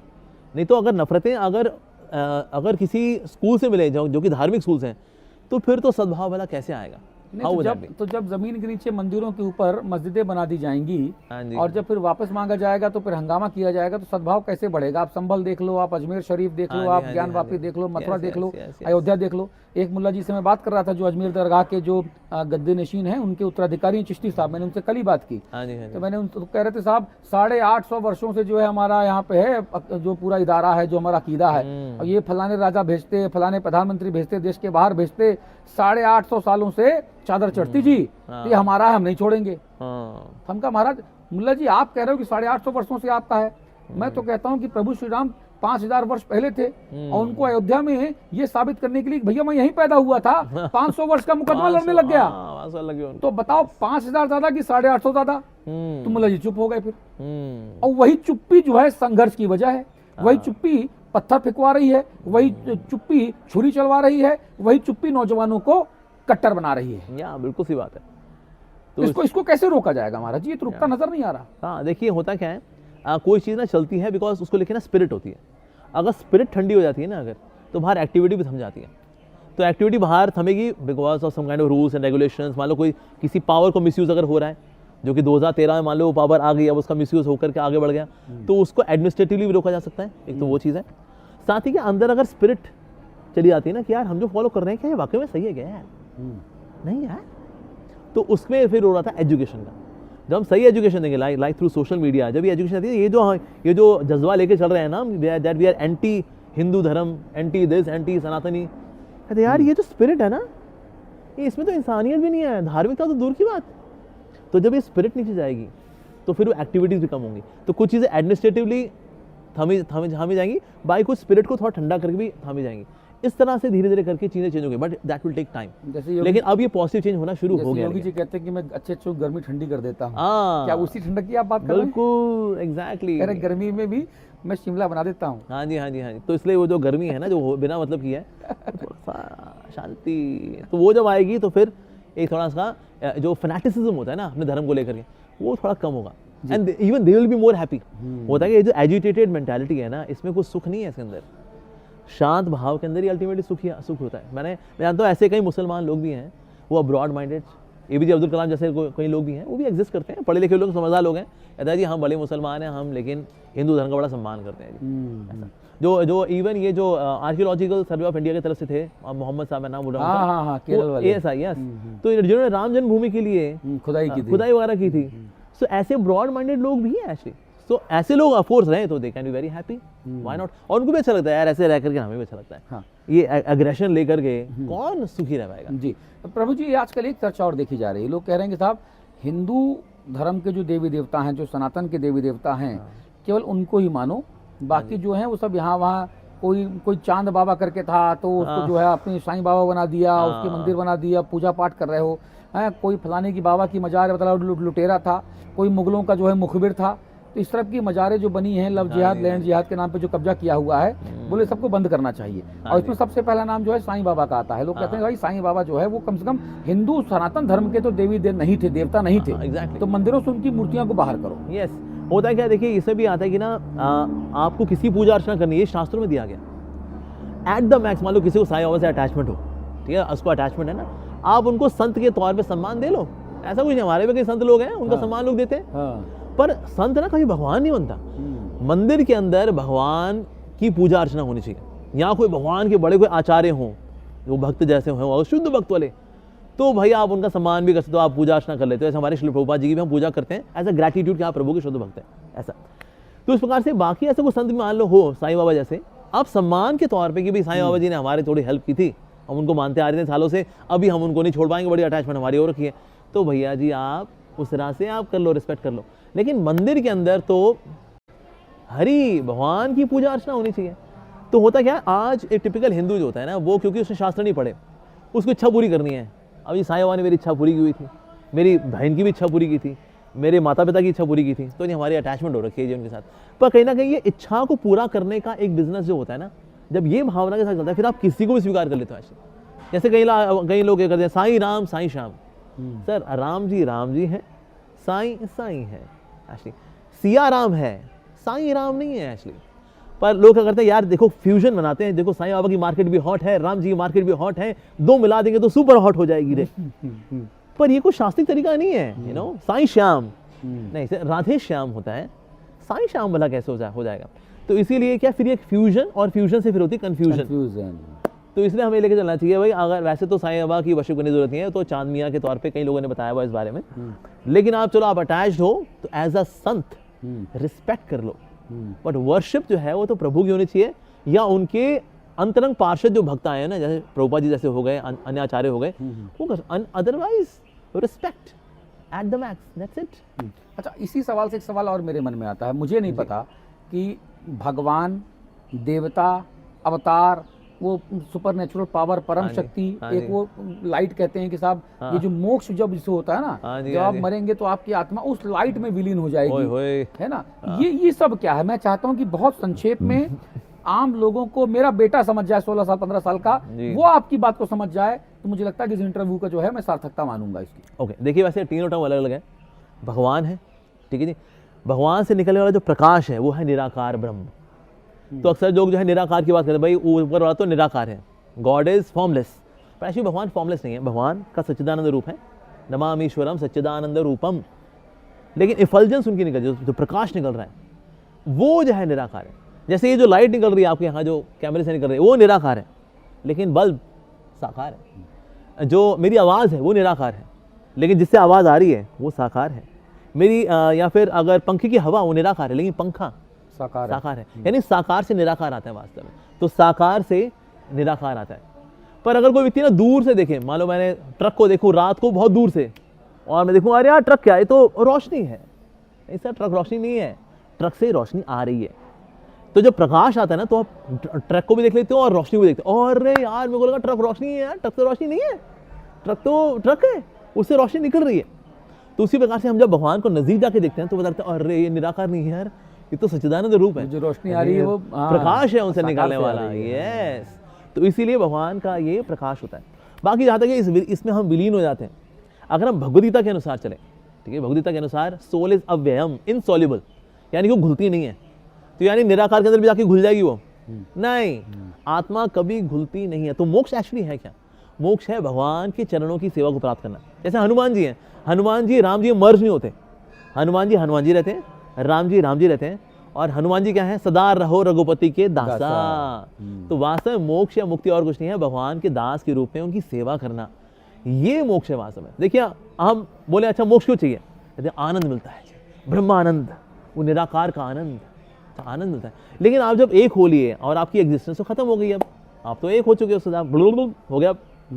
सो देन हु एक्सपीरियंसेस आनंद? क्योंकि आपकी एग्जिस्टेंस तो खत्म, तो हु विल एक्सपीरियंस आनंद? तो यानी कि आपको आनंद एक्सपीरियंस करने के लिए आइडेंटिटी में रहना पड़ेगा। अगर आप मर्ज हो जाते हो तो who will experience Anand actually? तो इसलिए हम मर्ज हो जाते हैं, रोशनी के अंदर घुल मिल गए, हमारी शिकंजी बन गई निराकार के साथ, ऐसा हो जाता है। नहीं, ऐसा नहीं होता रे। तो इसलिए यशोदा मैया कृष्ण की सेवा करती हैं, वो कृष्ण में एक नहीं होती। नंद महाराज कृष्ण में एक नहीं होते, हनुमान जी राम में एक नहीं होते, वो अलग रहते हैं लेकिन हृदय में एक होते हैं कि मैं आपकी सेवा करूं, मैं ऐसा कर लूं, मैं वैसा कर लूं।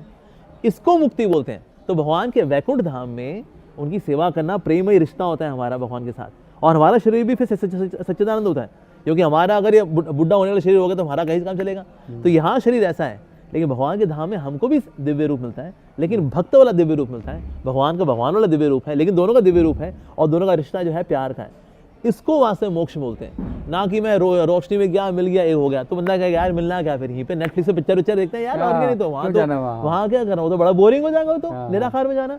तो इसीलिए moksha means reviving our relationship with Krishna, भगवान के साथ मेरा प्यार का रिश्ता जो है ना, प्रेममय, डिवाइन, स्पिरिचुअल, डिवोशनल रिश्ता, भक्ति वाला रिश्ता, वो रिवाइव करना मोक्ष है, ना कि रोशनी में एक होकर मिल जाना और अपना अस्तित्व खो बैठना, which is like a spiritual suicide. देखा जाए तो कोई बंदा बिल्डिंग से कूदता है, अगर इट्स अ सुसाइड, उस समय ब्रह्म ज्योति कूद गया, सुसाइड है वो तो भाई।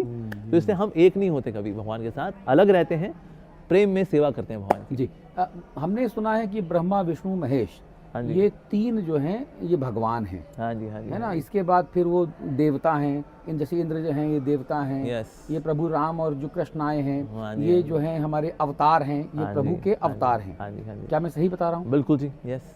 तो ये जब ब्रह्मा विष्णु महेश तीन भगवान हैं तो फिर बाकी ये कंफ्यूजन करने की जरूरत क्यों पड़ेगी? भाई अच्छा ठीक है, द्वापर में तुम आ जाओ, त्रेता मैं आ जाऊंगा, अच्छा फिर मैया जी आ जाएंगी, अच्छा नहीं यार वो बोले नहीं मैं भी चलूंगी घूमने, तो तुम भी आ जाओ, तुम कलयुग में आ जाओ भाई।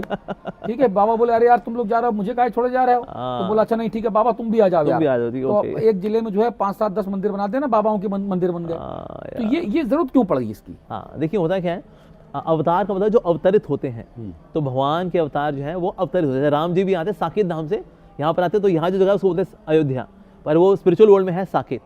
तो वहाँ जो गोलोक है वो यहाँ पर बनता है वृंदावन। तो भगवान अवतरित होते हैं, तो इसलिए भगवान को हम बोलते हैं अवतार।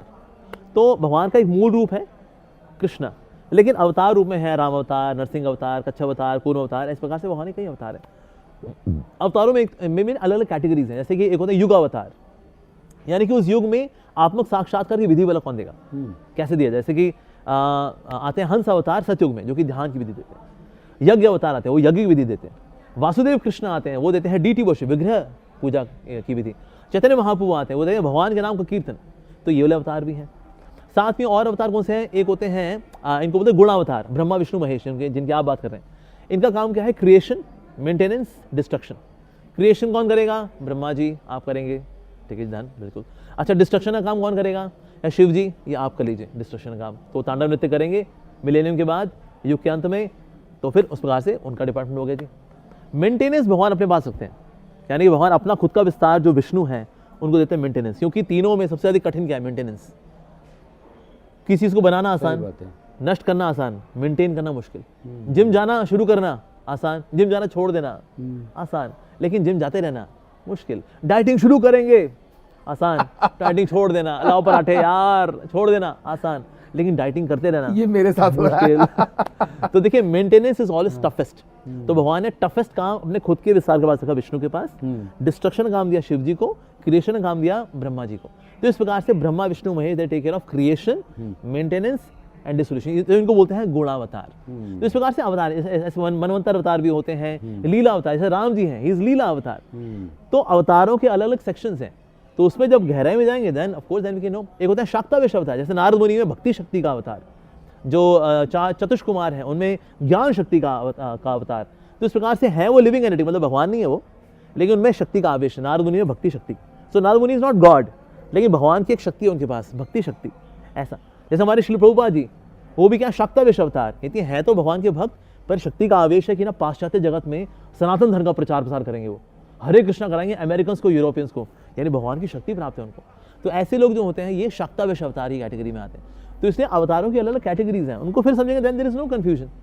बस जल्दी से एक बार इसको जरा सम अप कर देते हैं कि भगवान कौन है, नाम लेके बता दीजिए। हाँ जी, भगवान का जो नाम है गोविंदमादि पुरुषम तमहम भजामि, भगवान श्री कृष्ण जो है वो भगवान है जी। इनके अवतार भी होते हैं, जैसे राम, केवल एक ही भगवान है, भगवान एक ही, भगवान कृष्ण केवल एक भगवान है, भगवान उनके फिर अवतार हैं, अवतार है वो भी भगवान काउंट होते हैं, जैसे राम जी भगवान है, अच्छा भगवान राम, राइट, इस तरह से। और फिर उनके जो गुणावतार हैं उनको भी हम भगवान काउंट कर लेते हैं, जैसे कि शिव जी, हम बोले शिव जी भगवान, अच्छा। तो इस तरह से शिव जी भगवान में काउंट होते हैं, बट ही इज गुणावतार इस तरह से। लेकिन ओरिजिनल जो भगवान है वो फिर भगवान श्री भगवान कृष्ण है। जी, ठीक है, ये यहाँ से क्लियर हुआ मामला। अब मनुस्मृति पे चर्चा ना करें तो और मजा नहीं आएगा, अच्छा है ना। मनुस्मृति के बारे में बहुत सारी बातें कही जाती हैं, है ना, कि बोलते हैं कि भाई ये जब से मनुस्मृति आई हाँ तब जी, से सनातन का बेड़ा गर्क हो गया। हाँ जी, हाँ ये जी, हाँ ब्राह्मण, क्षत्रिय, वैश्य, शूद्र, हाँ जी, जब से आपने 4 वर्ण बांटे, वहां से समाज में जातीय जो है जहर पैदा हो गया। हाँ जी, हाँ जी, फिर वहाँ वर्ण थी, अब वो जाति बन गई, फिर वो अगड़ा बन गई, पिछड़ा बन गई, फिर आरक्षण आ गया, फिर गैर आरक्षण आ गया, हाँ जी, फिर हाँ दलित आ गया, फिर महादलित आ गया, फिर वोट की पॉलिटिक्स आ गई, फिर Yes, नरक हो गया yes, पूरा। yes, yes, yes. तो मैं चाहता हूँ कि मनुस्मृति से लेकर और आज तक जो हो रहा है, जी, बहुत जी। जल्दी जल्दी से सरल शब्दों में ये समझाइए जरूर। देखिए होता क्या है, मनुस्मृति के अंदर दिया है जो मनुष्य सभ्यता के लिए मनु ने जो स्मृति दी फॉर डूज एंड डोंट्स, वो बेसिकली मनुस्मृति है, और ओरिजिनल मनुस्मृति इज देयर। लेकिन अब मैक्स मूलर जैसे लोग आए, इन्होंने इसमें खेर बदल किए, स्कॉलर्स को लेके गए वेस्ट में, खुद भी संस्कृत सीखी, संस्कृत स्कॉलर्स को भी लेके गए, यूके लेके गए, इंग्लैंड लेकर गए, उसके बाद फिर मनुस्मृति में कुछ इंटरपोलेशन भी कराई ताकि इसको अपने हिसाब से ट्वीक कर सकें और फिर समाज भेद भी कर सकें, उस प्रकार से वो सब हुआ। तो आज जो ज़्यादातर मनुस्मृति मिलती है ये एक्चुअली मैक्स मूलर वाली इंटरपोलेटेड वाली मनुस्मृति है, जिसको कि अम्बेडकर जी ने फाड़ दिया था, जला दिया था। बेसिकली मनुस्मृति ओरिजिनल वाली है ही नहीं। और किसी भी चीज़ को समझने के लिए वी नीड टीचर्स। अब जैसे आपने बात की ब्राह्मण, क्षत्रिय, वैश्य, शूद्र, भाई हर एक अपना अपना स्वभाव होता है। जैसे somebody wants to be a teacher, somebody wants to be an administrator, somebody wants to be a businessman, somebody wants to be working class, ये स्वभाव है। अब नौकरी वाले से ना बिजनेस नहीं करा सकते, बिजनेस वाले को नौकरी मन नहीं लगता, जिसको टीचिंग का शौक है ना उससे एडमिनिस्ट्रेशन नहीं होता, सही बात। एडमिनिस्ट्रेशन वाले से किताबें नहीं खुलती, सही बात। स्वभाव है अलग अलग। तो इसलिए अगर मैं इसको हिंदी में बोल दूं तो बन जाएगा ब्राह्मण, क्षत्रिय, वैश्य, शूद्र। है ये तो जाति पाति है। अच्छा रुको रुको, एक इंग्लिश में बोलता हूँ। There is educators class, there is administrative class, there is business class and there is working class. कहते हैं हाँ ये तो अच्छा लग रहा है यार। अच्छा लग रहा है। हाँ। अच्छा इसको हिंदी में बोलता हूँ, ब्राह्मण, क्षत्रिय, वैश्य, शूद्र। हे जाति करता है। ऊंची जाति, नीची जाति। हाँ। Sir it is just professional division depending on your nature, आपका स्वभाव क्या है। और सबका कार्य बाकी की सेवा करना है। जैसे ब्राह्मण का कार्य शिक्षा देना है, शिक्षा किसको देगा? ब्राह्मण, क्षत्रिय, वैश्य, शूद्र को। क्षत्रिय रक्षा करेगा किसकी? ब्राह्मण, क्षत्रिय, वैश्य, शूद्र की। अच्छा वैश्य सप्लाई करेगा लक्ष्मी किस किस को? ब्राह्मण, क्षत्रिय, वैश्य, शूद्र को। अच्छा शूद्र सेवा करेगा किसकी? ब्राह्मण, क्षत्रिय, वैश्य, शूद्र की। बेसिकली सब बाकियों की सेवा करते हैं। नहीं तो शूद्र ही सेवा क्यों करेगा? नहीं होगा, ब्राह्मण भी सेवा करता है, शिक्षा देने वाली सेवा करना, क्षत्रिय रक्षा करने वाली सेवा। राजगुरु बन गया है। हाँ जी। कहते हैं कि साहब ब्राह्मण, आज ब्राह्मणवाद को सब आदमी कोसता है। हाँ। वो कहता है ब्राह्मण बड़ा चतुर होता है गुरु। हमका कैसे? हाँ। बोला ब्राह्मण तो राजगुरु बन जाता है, क्योंकि ब्राह्मण ने क्षत्रियों के बाहुबल का मुकाबला करने की सोची, नहीं कर पाए, तो बोले अब इनसे कैसे लड़े गुरु, ये तो मजबूत लोग हैं। क्या कहानी तो बोले इनसे कहा, बोले तुम जाओ रक्षा करो, तुम राजा बन जाओ, और महाराज आप क्या करोगे? बोले मैं तुम्हारा गुरु हो जाऊंगा। बोले ब्राह्मणों ने यहाँ भी खेल खेला। हाँ। हाँ, बनिया तो कहीं आते नहीं, हाँ। वैसे तो कहीं आते नहीं। बोला जो राजा कहेगा, जो गुरु कहेगा वो चढ़ावा चढ़ा देगा। हाँ। सबसे चढ़ा बनिया चढ़ाता है। क्या? फिर क्या है? बोले शूद्र कहाँ है? बोले बस उनसे तो काम कराओ, सेवा कराओ, पैर हाथ पर दबाओ, साफ सफाई कराओ, बढ़िया से अपना जो है और चलता रहे व्यवस्था। हाँ। तो इसलिए आज लोग जो है सब कह रहा है कि साहब जिसकी इतनी भागीदारी उसकी उतनी हिस्से भारी। अब वो बोले कि भाई ब्राह्मण को हटाओ, ब्राह्मणों को हटाओ। हाँ। अभी चल रहा है। तो बेसिकली होता है कि इनसे पूछे ये कहानी कहाँ लिखी हुई है, कहते हैं ये कहानी हमारे दिमाग में उपजी कि ऐसा हुआ था, वैसा हुआ था, ऐसा हुआ था, वैसा हुआ था, लेकिन लिखी कहाँ है कहानी? तो बेसिकली कई कहानियां क्या होती हैं, मेरी कल्पनाओं से निकलती हैं वो, कि ब्राह्मणों ने ऐसा सोचा तो फिर ऐसा हो गया। नो डाउट, देखिए हम भी मानते हैं कुछ ब्राह्मणों ने अपने पोजीशन का मिसयूज किया है, नो डाउट, कि भाई हम लोग ब्राह्मण हैं, ऊंची जाति है, तू शूद्र है, तूने मेरी परछाई को छू लिया, मेरे को गंगा में स्नान करने जाना पड़ेगा। ऐसे नालायक सो कॉल्ड ब्राह्मण भी हुए। चतुर्वेदी थे लेकिन 4 वेद नहीं पढ़े, त्रिवेदी सामने 3 वेद नहीं पढ़े, द्विवेदी सामने 2 वेद नहीं पढ़े, ऐसे ब्राह्मण भी हुए। लेकिन कुछ प्रामाणिक ब्राह्मण भी हुए जिन्हें ब्राह्मणिकल क्वालिटीज थी। तो इसीलिए हम ब्राह्मणों को हम एक साथ ही टैग नहीं कर सकते, ये सब बदमाश ही हुए। कुछ सो कॉल्ड भी हुए जो सिर्फ जन्म से ब्राह्मण, जैसे अश्वत्थामा। वैसे देखो उसने द्रौपदी के 5 पुत्रों को मार दिया, तो उसको ब्रह्म बंधु बताया गया, that he is a relative of Brahmin, although he is the son of Dronacharya, Brahmin. पर द्रोणाचार्य है, ही इज अ ट्रू ब्राह्मण। उनको पता है धृष्टद्युम्न जो है उनको मारने वाला, फिर भी उसको सिखाया, विद्या सिखाई। सो ट्रू ब्राह्मण भी होते हैं, और हो सकता है उसका बच्चा होता ब्राह्मण ना हो कि उसमें ब्राह्मणिकल क्वालिटीज नहीं है। तो बायोलॉजिकल लीनेज नहीं होती है, ये वैल्यूज वाली लीनेज होती है। तो इसीलिए हम सिर्फ गलत एग्जाम्पल लें, उसको बोले देखो यही तो है ब्राह्मणवाद, ये ऊंची जाति नीची जाति नहीं, कहीं अच्छे ब्राह्मण भी होते हैं, नो डाउट। हमारे प्रभुपाद जी ने ब्राह्मणिकल ट्रेनिंग दी और फिर उनको ब्राह्मण बनाया। जैसे मैं कास्ट वाइज में देखा जाए, मैं ऐसी ब्राह्मण नहीं हूँ, मैं ऐसी लोअर कास्ट में आता हूँ, लेकिन आप देखिए मेरे जनेऊ है ये जनेऊ कैसे? तू तो लोअर कास्ट का आदमी है तू तो। क्योंकि हमारे इस्कॉन के अंदर पहले हम ब्राह्मणिकल क्वालिटीज डेवलप कराते हैं, और फिर भले ही किसका जन्म अगर ब्राह्मण जाति में नहीं हुआ, मैं तो ब्राह्मण जाति का नहीं हूँ, मैं तो नीची जाति से आता हूँ। आप तो अरोड़ा, हाँ, आपका पूर्वाश्रम का नाम आशीष अरोड़ा था। एग्जैक्टली। अब अरोड़े क्या होते हैं, वो तो जनरल पंजाबी होते हैं वो लोग, दैट्स इट। ये कहाँ से आ गया जी?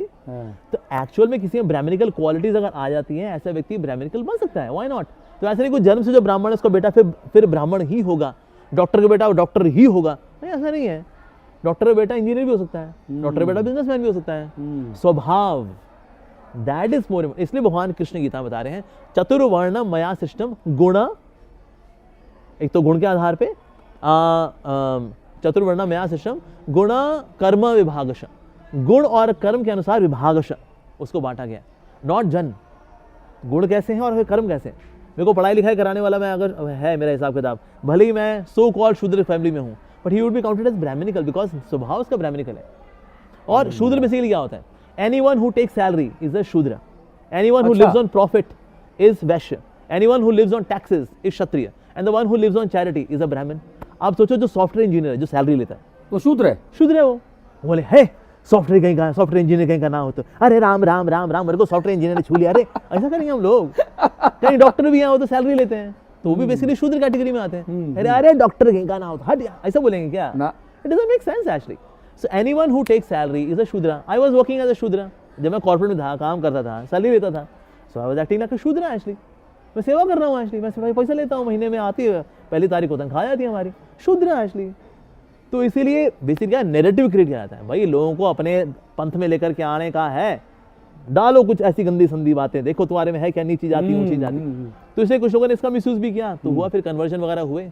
क्या कर सकते हैं कि भाई तुमको पानी चाहिए, वहां से ब्राह्मण लेते हैं ना, अरे हम हैंडपंप लगा रहे हैं हमारे चर्च के बाहर, तो इसे पानी भर, मत कन्वर्ट कर, करना कुछ भी नहीं है तेरे को, तो बस तू पहले संजय था तू सैम हो जा, बस दैट्स इट। संजय से हो गया तो सैम, सैमसन, बस दैट्स इट, पानी भर हमारे हैंडपंप से। इस तरह से कन्वर्जन हुए फिर। तो कुछ बेवकूफियां नो डाउट हमारे धर्म की जो प्रैक्टिशनर थे, जिन्होंने गलत प्रैक्टिसेस की, तो लोग डिसअपॉइंटेड भी हुए, और उस डिसअपॉइंटमेंट में फिर लोगों ने कहा छोड़ो यार, उस धर्म में चलते हैं, कम से कम भेदभाव तो नहीं है। ऑल्दो वहां पर भी भेदभाव होता है, वहां पर भी अपने दिखता नहीं है, अंदर जाकर पता लगता है भाई ये वाले उसमें नहीं जा सकते और ये वाले उसकी मस्जिद में नहीं जा सकते। अरे भाई ये वाले उस चर्च में नहीं जाते, वो वाले इस चर्च में नहीं कहते, भाई यहाँ तो और बड़ा वाला है, बल्कि यहाँ तो निपटा भी देते हैं एक दूसरे को, कर ले। अरे भाई साहब हमारे यहाँ इतना नहीं होता, कहते यार जहाँ पहले थे वहीं तो वही भर खुश थे हम, ये तो हम कहाँ आ गए, हम ये कहाँ आ गए, हम यहीं साथ साथ चलते।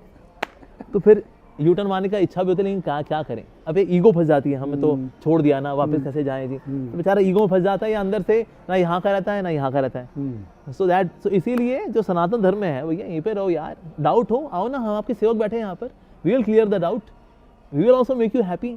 सनातन Dharma means the dharma of happiness, joy, the joy of bhakti. आइए सुस्वागतम। मैं आपसे बात कर रहा हूँ और आपको बहुत गौर से देख रहा हूँ जी।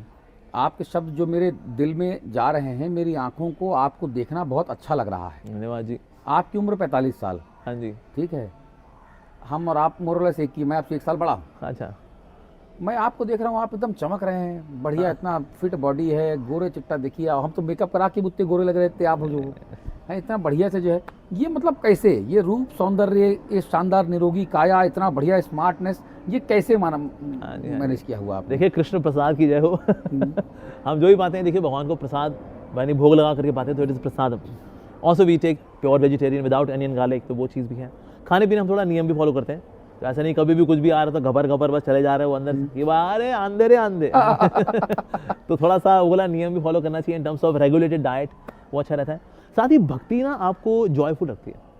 सो ऑल द चैलेंजेस किसी संत के जीवन में भी हो सकते हैं, लेकिन ना फिर भी because you are joyful because of bhakti, एक इनर जॉय है। ऑल दो बाहर का टैक्स वगैरह भी है, सुख दुख के, कर्मों के इत्यादि के, लेकिन ना फिर भी ना भक्ति आपको प्रज्वलित रखती है। साथ ही जैसे ना आप निस्वार्थ जीवन जीते हैं, सेल्फलेस लाइफ, उसका ना एक अपना एक ओज है। जैसे हम यहाँ पर रहते हैं एज अ ब्रह्मचारी, मैं कोई सैलरी तो लेता नहीं हूँ कि भैया हर महीने इतना पैसा ट्रांसफर हो रहा है, भाई आ गए जी, हाँ जी SMS आ गया है, हाँ जी बिल्कुल जी। अब यहाँ पर तो वैसा भी नहीं तो हम कर्मचारी बन जाएंगे, फिर तो हम ब्रह्मचारी तो रहेंगे नहीं। तो एक ना निस्वार्थ जीवन जीना, उससे बहुत फर्क पड़ता है। एक और चीज़ है which is very helpful is ब्रह्मचर्य। एक्चुअली जो हमारा वीर है, सोचिए अगर उससे एक संतान उत्पत्ति हो सकती है, यानी वो बहुत शक्तिशाली चीज़ है। तो बजाय कि उसको यहाँ लगाने के, हम उसको ऊर्ध्व रेतशाह, वी रेज इट, तो उसकी वजह से भी जो है आप में तेज रहता है। Why? Because it's a potency, it's a power. तो उस पावर को आप भगवान की सेवा में लगा रहे हो, तो उससे भी जो काया आपकी है मोटा मोटा निरोगी रहती है। थोड़ी बहुत देखिए बुढ़ापे के साथ बीमारी आ सकती है, नो डाउट, कभी खराश होना, इवन भक्तों को भी कभी कोविड वगैरह हुआ, लेकिन हम निकल लेते हैं उससे, वाई? बिकॉज आपकी इम्यूनिटी हाई होती है, बिकॉज ब्रह्मचर्य गिव्स यू दैट पावर।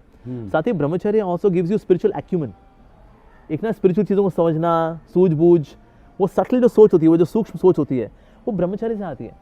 तो इसलिए ब्रह्मचर्य जिसमें बहुत हेल्प करता है। और अल्टीमेटली भक्ति, ये जो भक्ति है ये भगवान की शक्ति है, तो वो जो आपसे संचारित होकर आपसे कार्य कराती है, आपको तो शक्ति देती है वो, तो उसकी वजह से भी जो है आपका सौंदर्य रहता है। इसलिए हमारे यहाँ कई ऐसे डिवोटीज भी हैं, जैसे हमारे इस मंदिर के अध्यक्ष हैं हमारे मोहन रूपा प्रभु जी, करीब 60 साल के होने वाले हो, लेकिन आप वो देखिए ना, आप कहेंगे तो 35 से लग रहे हैं। अच्छा जी। ऐसे, पर क्यों? ब्रह्मचर्य का पालन कर रहे हैं। तो ब्रह्मचर्य से भी आपकी एजिंग स्लो हो जाती है। तो जो व्यक्ति जो है फॉर चीप थ्रिल कि भैया कुछ नहीं, थोड़े समय मजा कर लेते हैं यार, तो चीप थ्रिल के चक्कर में जो अपनी शक्ति को बहाता रहता है, या बाथरूम में, अकेले में, यहाँ वहाँ जहाँ भी, तो फिर वो सर तुम्हारा तो सर जूस निकल गया, तुम बचा क्या फिर? तो इसलिए फिर जो है थोड़ा सा हम जनमानस देखते हैं उदास उदास से, मुरझाए से रहते हैं। और वो शक्ति है, उसको हम रिटेन करेंगे अगर ब्रह्मचर्य के पालन से, भक्ति के भाव से, देन ऑफ कोर्स, तो उसकी वजह से ऐसा होता है। और अब देखिए यहीं से कॉन्फ्लिक्ट है। हाँ जी। यही कंफ्यूजन आपने जो बताया। हाँ जी। एक तरफ तो अब नैरेटिव बनाया जा रहा है कि साहब हिंदू कम हो रहा है, हाँ। तो हम साधु संत कह रहे हैं कि जी 4-4 बच्चा पैदा करो। बागेश्वर बाबा ने मुझसे इंटरव्यू में कहा 14 बच्चा पैदा करो। हाँ। समझ रहे हैं? हालांकि अभी तो खुद अविवाहित हैं। हाँ जी। फिर हमसे कहते हैं कि नहीं, सामर्थ्य रही तो 2 से ज्यादा करेंगे। हाँ। ठीक है। अब कंफ्यूजन नहीं है हाँ जी। कि अब आप लोग तो बाबा बन गए, हाँ। ठीक, अब आप लोग तो ब्रह्मचर्य हो गए। आप लोग कहते हो जी ब्रह्मचर्य का पालन करोगे तो चेहरे में खुशी मिलेगी। Yes। इतना गोरा चट्टा स्मार्ट संत मेरे सामने बैठा है, लेकिन समाज को आप ज्ञान देते हो कि 4 करो, कोई कहता 8 करो, कोई 14 करो, कोई मुसलमान बढ़ गए, हिंदू कम हो गए, खूब बच्चा करो। अरे यार, charity begins from home. Home, yes. अपने घर में आप जो है रांड रडुआ घूम रहे हो, कुछ एक को बच्चा किया नहीं, दुनिया करे बच्चा करो बच्चा करो बच्चा करो, तो कोई आदमी इसको इस ज्ञान को क्यों लेगा? बिल्कुल। देखिए, ब्रह्मचारी को ब्रह्मचारी रहना चाहिए, और गृहस्थ को गृहस्थ रहना चाहिए। गृहस्थ should not behave like a Brahmachari, Brahmachari should not behave like अ गृहस्थ। सो ब्रह्मचारी का जब जीवन है तो वह ब्रह्मचारी जीवन है। पर अगर कोई व्यक्ति गृहस्थ में जाता है, then he should have children, why not? देखिए, एक बच्चा होने के आपको 25% मार्क्स मिलते हैं, तो एक बच्चा अगर आपका है तो आप फेलियर गृहस्थ हो जी। तुमने एक ही बच्चा के लल्लू लाल। अगर 2 कपल अगर एक बच्चा करेंगे तो ये तो बस एक ही कपल बना फिर। तो इसलिए 2 होते हैं तो आपके हो जाए 50% मार्क्स। क्या चल, अब तो मार्जिन से पास हो रहे हो बेटे डाल। ठीक है, 3 हुए 75, नाइस डिस्टिंक्शन। 100% मार्क्स तो फिर 4 से होते हैं। तो इसलिए बच्चे हमें करने चाहिए, बच्चे होने चाहिए। जो गृहस्थ हैं उनको बच्चे करने चाहिए, मिनिमम 4। हाँ, 4 करें, 3 करें, जो आपकी, लेकिन 1 तो बिल्कुल नहीं। 2 चलो ओके, ठीक है, 3 नाइस, 4 या तो हमें लगता है कि ना पॉपुलेशन बढ़ जाएगी तो फिर तो देश खतरे में आ जाएगा। आज इंडिया नंबर 1 हो गया, चाइना को पछाड़ दिया हमने। Actually population is never a weakness, population is our strength. नालायक पॉपुलेशन इज आवर कमजोरी। अच्छी बात है। जो नालायक पॉपुलेशन होती है ना, जो किसी काम की नहीं होती, निखट्टू है, सिर्फ ये करती रहती है, कुछ कुछ नहीं है, गाली गलौज करती है, ये बोझ होती है। लेकिन वैल्यू वाली स्किलफुल आपकी अगर पॉपुलेशन है, अरे भैया आप राज करो पूरी दुनिया के अंदर, you have the man power. आज पूरी दुनिया से बिजनेस इंडिया में क्यों आता है? इन कॉम्पिटिशन टू चाइना है, कंज्यूमर मार्केट है भाई। एग्जैक्टली, लोग प्रोडक्ट्स डिजाइन किए जाते हैं इंडियन मार्केट के लिए, इतना बड़ा मार्केट है एक्चुअली। तो इसलिए उस तरह से भी देखा जाए, साथ ही मैन पावर इज हियर। अगर हम चाइना को टक्कर दे पाते हैं इन मैन्युफैक्चरिंग, क्यों? क्योंकि पॉपुलेशन भी हम टक्कर की रखते हैं ना, इसीलिए। तो इसलिए पॉपुलेशन होना ये कोई वीकनेस नहीं है किसी देश की, ये तो स्ट्रेंथ है हमें। तो इसलिए आज जो यूथ है बेसिकली, एक्चुअली ये ना एजुकेशन तो इसने लिया हालांकि कॉलेज के अंदर, लेकिन ना ये एम्प्लॉयबल नहीं है। ऐसे नहीं अनएम्प्लॉयड है, ये एम्प्लॉयबल नहीं है, क्योंकि इसमें ना वो स्किल है ही नहीं। क्योंकि तो इसने ऐसे किया है ना, तो इसको कुछ आता जाता नहीं है, तो फिर ऐसा घूमता रहता है। देखो ये है पॉपुलेशन एक्सप्लोजन, घूम रहे हमारे यूथ ऐसे। भैया ये पढ़ते लिखते नहीं है, दिक्कत ये है। आज कितने एमबीबीएस डॉक्टर निकलते, उसको कहा चार नब्ज देख, इसको कुछ है ही नहीं। अब कब पे बात आता है, देख देख। क्योंकि 2 साल ब्रह्मचर्य पालन करके नब्ज पकड़ में आती है एक्चुअली। पर ब्रह्मचर्य तो कॉलेज के में अपने चीथड़े उड़ा चुका है अपने ब्रह्मचर्य, तो इसका नाम पकड़ ही नहीं आती है, नहीं है। तो दे आर नॉट, तो अनएम्प्लॉयड नहीं है यूथ, आज अनएम्प्लॉयबल है। ऐसा youth becomes like a burden, कहते हैं लो जी। लेकिन अगर हम इनको शिक्षा देंगे, ये हमारा भाई शक्ति है ये एक्चुअली। तो इसलिए 4 करें, उनको वैल्यूज दें, स्किल्स दें, और इस प्रकार से फलता फूलता भारत होगा। और हमें लगे शायद प्रकृति के संसाधन कम पड़ जाएंगे, नहीं, भगवान की प्रकृति में अपने बच्चों के लिए संसाधन हमेशा रहेंगे ही रहेंगे। हमारा कितना अनाज तो मतलब डॉक पे सड़ जाता है, अदरवाइज आज हम ही हैं जो कहाँ कहाँ अनाज भेज रहे हैं। इवन मिडिल ईस्ट के अंदर अनाज कौन भेजता है? इंडिया। यूएस में अनाज कैसे आता है? इंडिया से। यूरोप में अनाज कौन देता है? इंडिया। स्पाइसेस कौन दे रहा है पूरी दुनिया को? इंडिया। अरे भरी पड़ी लैंड है, खुद ही मसाले खा रहे हैं, मसाले दुनिया को खिला भी रहे हैं। तो इसलिए ये रिसोर्सेज की कभी कमी नहीं आने वाली है। प्रकृति will give when the population is धार्मिक। प्रकृति भी खुश होकर के आपको और देती है। आपके हर वाक्य में ना मैं खुशी खुशी खुशी खुशी देख रहा हूँ आपके चेहरे पे, आपके शब्दों में। जो हम चूंकि मीडिया से हैं तो जो शब्दों की वाइब्रेशन है, ध्वनि, वो पकड़ना जानते हैं, तो वो उसमें भी खुशी आपको एक अनुनाद के तौर पे मेरे कान में आ रही है। मैं समझना चाह रहा हूँ कि इस खुशी का स्रोत क्या है। मैंने आपको इंटरव्यू देखे तो आप कहते हो कि जी हार्डवेयर मैटर करता है, लेकिन सॉफ्टवेयर ज्यादा इंपॉर्टेंट है। हाँ, तो ये अंदर से खुश कैसे रहो? हम आपसे मिल रहे हैं, कैसे हो? हेलो जी, कैसे जी? बहुत अच्छे जी, ठीक है। फिर मैंने कहा यार 1 घंटा पका दिया। तो वो जो अंदर वाली खुशी है, आत्मिक खुशी है, वो कैसे प्राप्त की जाए सर? देखिए, आत्मिक खुशी का जो बहुत बड़ा जो रोड़ा है ना, वो है अहंकार। जब तक ये मैं रहेगा ना, उतना व्यक्ति दुखी रहेगा। तो मैं के अंदर क्या होता है, you may feel have power, post, position, मैं, लेकिन मैं वाले दुखी भी रहते हैं। विनम्र व्यक्ति जब खुश रहता है। साथ ही सेकंड, जो एक्सपेक्टेशन वाले लोग हैं ना, जिनकी जितनी एक्सपेक्टेशंस हैं उतनी ही फ्रस्ट्रेशंस हैं। तो इसीलिए एक्सपेक्टेशन से बचना चाहिए। और in case you want to have some expectation, realistic expectation हो, then you will be happy. Unrealistic रहेंगी तो आप दुखी हो, कहता है ले यार, हमने तो एक्सपेक्ट नहीं किया तुमसे यार, तुमने भी कर दिया यार ये, अबे क्या यार, तुम भी ना यार। तो फिर आपको फिर कुड़ना, राइट। तीसरा है अटैचमेंट्स। आसक्तियां आपको कमजोर बनाती है, डिटैचमेंट आपको मजबूत बनाती है। मैंने ऐसे detachment doesn't mean careless. Detachment means हम बिंदास हैं भाई, हम इमोशनली तुम पे बहुत डिपेंडेंट नहीं है। हमारी इमोशनल डिपेंडेंसी इनसे है, तुमसे नहीं है। Although I love you, I serve you. मैं अपनी जिम्मेदारी में कभी भी मैं कोई कमी नहीं रखूंगा, पर एक तरह का एक सेंस ऑफ डिटैचमेंट भी है। तो जितना आप गलत लोगों के साथ प्लग्ड इन रहेंगे, उस प्लग इन के माध्यम से वो आप नेगेटिविटी ट्रांसफर करते रहेंगे, फिर आपका जो है झंझावात बना रहेगा। तो ऐसे लोगों से प्लग आउट करना चाहिए। तो प्लग आउट करें, फिर प्लग कहाँ लगाएंगे? प्रभु में लगाएंगे। तो जितना प्रभु की भक्ति में प्लग्ड इन रहेंगे, यहाँ से प्लग्ड आउट रहेंगे, nobody can hurt you. Yes, और इनकेस मान लो किसी ने हर्ट कर भी देना, आप रिपेयर कर लोगे उसको, क्योंकि हमारा इतना इमोशनल प्लग इन था ही नहीं आपके साथ। तो इसीलिए आप हर्ट भी अगर होगे तो उससे निकल लोगे आप। नहीं तो वो लोग ना, मैं देखे कुड़ते रहते हैं, बद्दुआ देते हैं, अरे तेरे साथ ये हो जाए, वो हो जाए। ना जी ना, तो बद्दुआओं वाले से भी आप निकल जाते हो। Why? Because you are detach. चल कर लिया, मेरे कोई कर्म होगा, तू तो एक इंस्ट्रूमेंट है, दे लिया मेरा कर्म, चलो कोई नहीं यार, अपना अकाउंट तो क्लियर हो रहा है, नाइस। तो इसलिए एक राइट है ना फिलॉसफी आप जब लेके चलते हैं ना मन के अंदर, तो फिर भी ना आप मस्त रहते हैं लाइफ में। अब यहीं से कंफ्यूजन और आ गया। हाँ जी। आप डेस्टिनी पे बिलीव करते हैं? बिल्कुल, कि भाई सब कुछ प्री डिसाइडेड है। हाँ जी। अगर हम और आप मिले तो परमात्मा ने लिखा होगा। हाँ जी, बिल्कुल। हम यूं ही नहीं मिल रही हैं किसी से, हाँ, है ना। हम जा रहे हैं, अचानक से देखते हैं कि कोई हमको देख के मुस्कुराने लग जाता है, तो यूं ही नहीं मुस्कुरा रहा, उसके पीछे कोई वजह है। या हम देखते कोई आदमी आया, उसको देखा, मैं कहा यार दिन खराब कर दिया इस आदमी, क्या आदमी यार, अजीब रद्दड़ आदमी, तो उसके पीछे कोई वजह रही होगी। वो हमारे साथ क्यों आया, हम उसको जानते नहीं। तो डेस्टिनी एक चीज है, वो हमको कहाँ लेकर जाती है। और मैं इसका खुद उदाहरण हूँ। मैंने पढ़ाई की कुछ और, आया कहीं कुछ और से, कुछ कर रहा, पत्रकार बन गया, ठीक है। तो डेस्टिनी में मैं भरोसा करता हूँ। अब जो बात आप कह रहे हैं कि भाई अगर आप दुखी हो तो आप डिटैच करो, वहां से प्रभु में प्लग लगाओ, है तो इसकी जरूरत क्या है? अगर हमारा डेस्टिनी तय है कि भाई मुझे पत्रकार बनना है, तो मैं लाख CPMT की कोचिंग कर लूँ, क्या होगा उससे? मैं लाख आईएएस की तैयारी कर लूँ, क्या होगा उससे? बनना तो पत्रकार ही है। तो फिर करना क्यों? दास मलूका कह गए सबके दाता राम। हाँ, बिल्कुल सी बात, सबके दाता राम। तो फिर कंफ्यूजन फिर एक और नया आ गया। देखिए, राम जी ने ऐसा नहीं कहा कि मैं तुमको कठपुतली बना दूंगा और मैं तुमको ऐसे नचाऊंगा, ऐसा भी नहीं है एक्चुअली। होता क्या, देखिए लाइफ में फ्री विल भी है और चॉइसेस भी हैं। कुछ चीज़ें फिक्स्ड है, जैसे फॉर एग्जाम्पल मेरा फेस कट, ये मेरा फ्री विल में नहीं आता, ये मेरा डेस्टिनी है। मेरे माता पिता, मैं अंबानी अडानी के यहाँ क्यों नहीं पैदा हुआ? डेस्टिनी। मेरे ये वाले माता पिता होंगे, या किसी माता पिता नहीं भी होते, अच्छे भाई बहन होंगे, अच्छी पत्नी होगी, अच्छा पति होगा, पैसा होगा, नहीं होगा, कुछ चीज़ें जो आपकी डेस्टिनी में है वो ओके, अंडरस्टूड। लेकिन आपकी डेस्टिनी को एक्सपीरियंस करते हुए आप कुछ चॉइसेस करते हो। जैसे मान लो अभी जो कुछ है मेरे जीवन में वो मेरी डेस्टिनी है। इस डेस्टिनी को एक्सपीरियंस करते हुए मैं कुछ चॉइसेस करता हूँ। इन चॉइसेस से बनती है मेरे फ्यूचर की डेस्टिनी। उस डेस्टिनी को एक्सपीरियंस करते हुए मैं जो चॉइसेस करूंगा उन चॉइसेस से बनेगी मेरे फ्यूचर की डेस्टिनी। उस डेस्टिनी को एक्सपीरियंस करते हुए मैं जो चॉइसेस करूंगा उससे बनेगी मेरे फ्यूचर की डेस्टिनी। इस तरह से चॉइसेस और डेस्टिनी दोनों साथ साथ चलते हैं। हम सोचे सब कुछ चॉइसेस हैं, ऐसा नहीं है। कुछ चीज़ें सिर्फ या फिर सब कुछ डेस्टिनी है, ऐसा भी नहीं है। Life is a mix of to.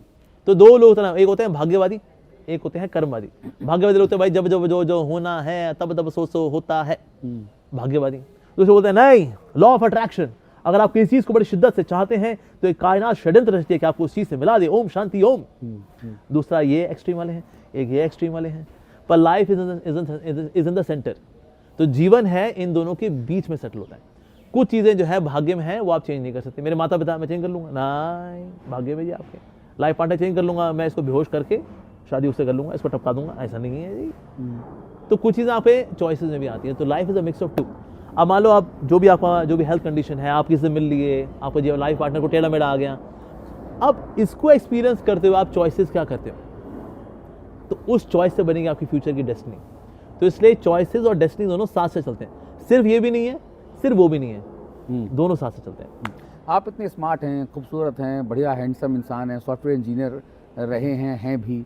आप विदेशों में नौकरी, यूएस में नौकरी करते थे। तमाम लड़के लड़कियां आपके विद्यालय में, आपके कॉलेज में आपके इर्द गिर्द रहे होंगे।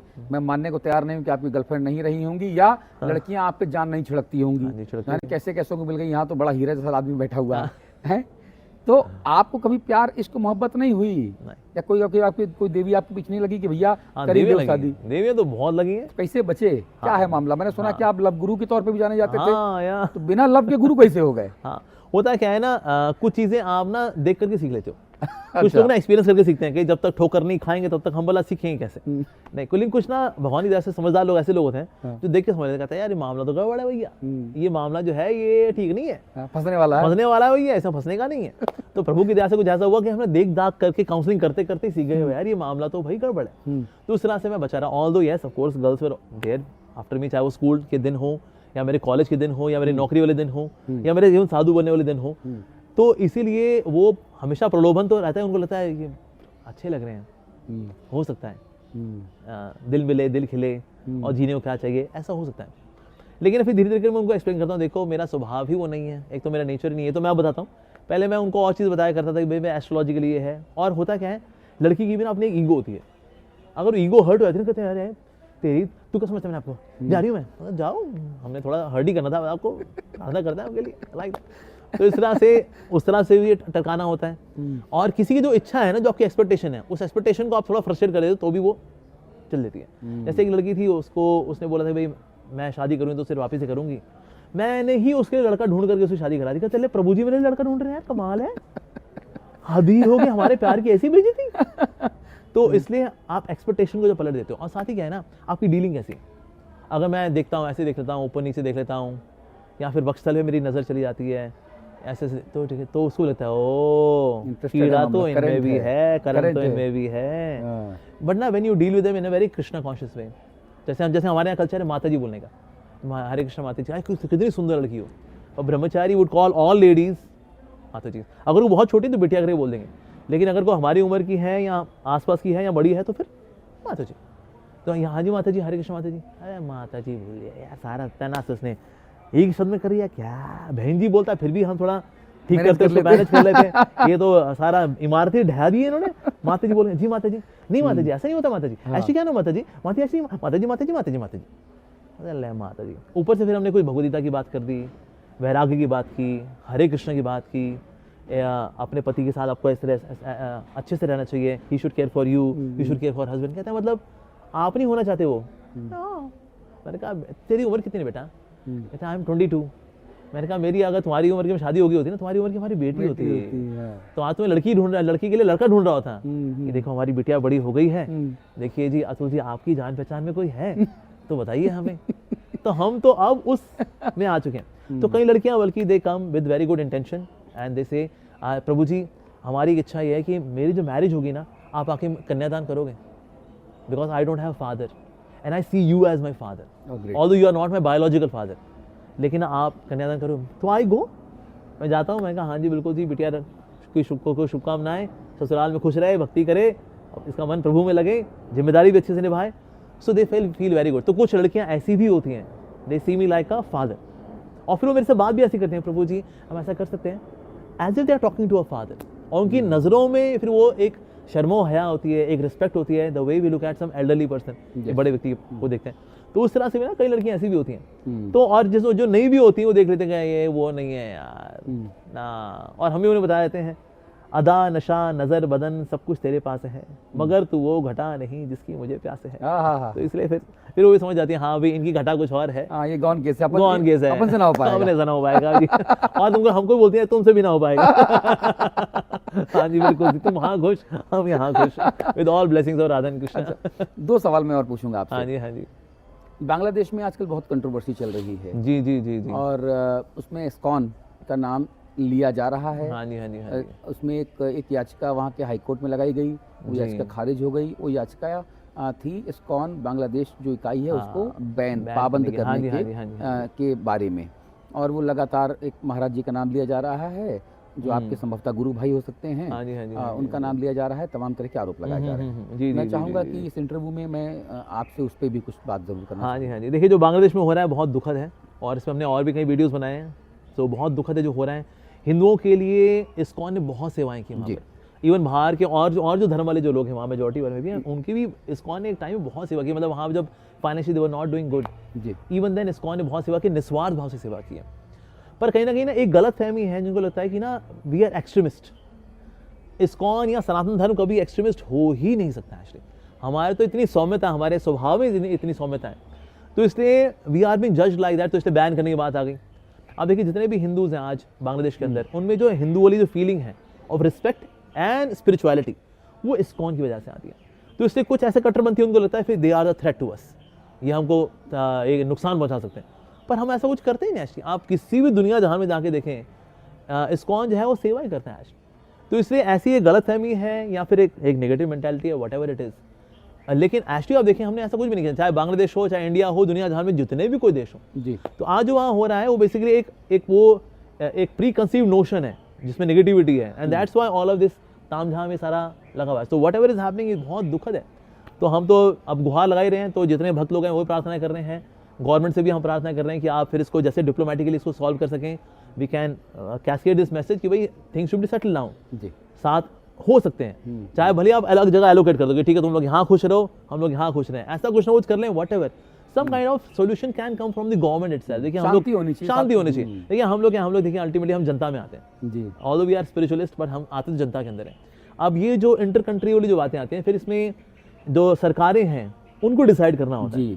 तो सरकारें इसमें अगर सही से डिसीजन लें, बातचीत वगैरह करें, इसको सुलझाएं और शांति आए, फिर से जो कट्टरपंथी हैं वो भी अपनी दुनिया में खुश रहें, और जो माइनॉरिटी वाले हैं, चाहे हमारे सिख हो, बुद्धिस्ट हो, या हिंदू हो, क्रिश्चियन हो, वो जो वहाँ रह रहे हैं, दे should B may be they can be given a space कि यार ये तुम्हारा ये है 10-15 एकड़, इसी में खुश रहो तुम लोग, ऐसा कुछ कर दें। वो कौरव पांडा वाला मामला हो जाए कि भाई तुम वहाँ रहो, हमको 5 गांव दे दो। एग्जैक्टली, तुम हस्तिनापुर में रहो, हम इंद्रप्रस्थ में रहेंगे, कुछ ना कुछ ऐसा कर दो, 5 गांव दे दो, कुछ कर दो।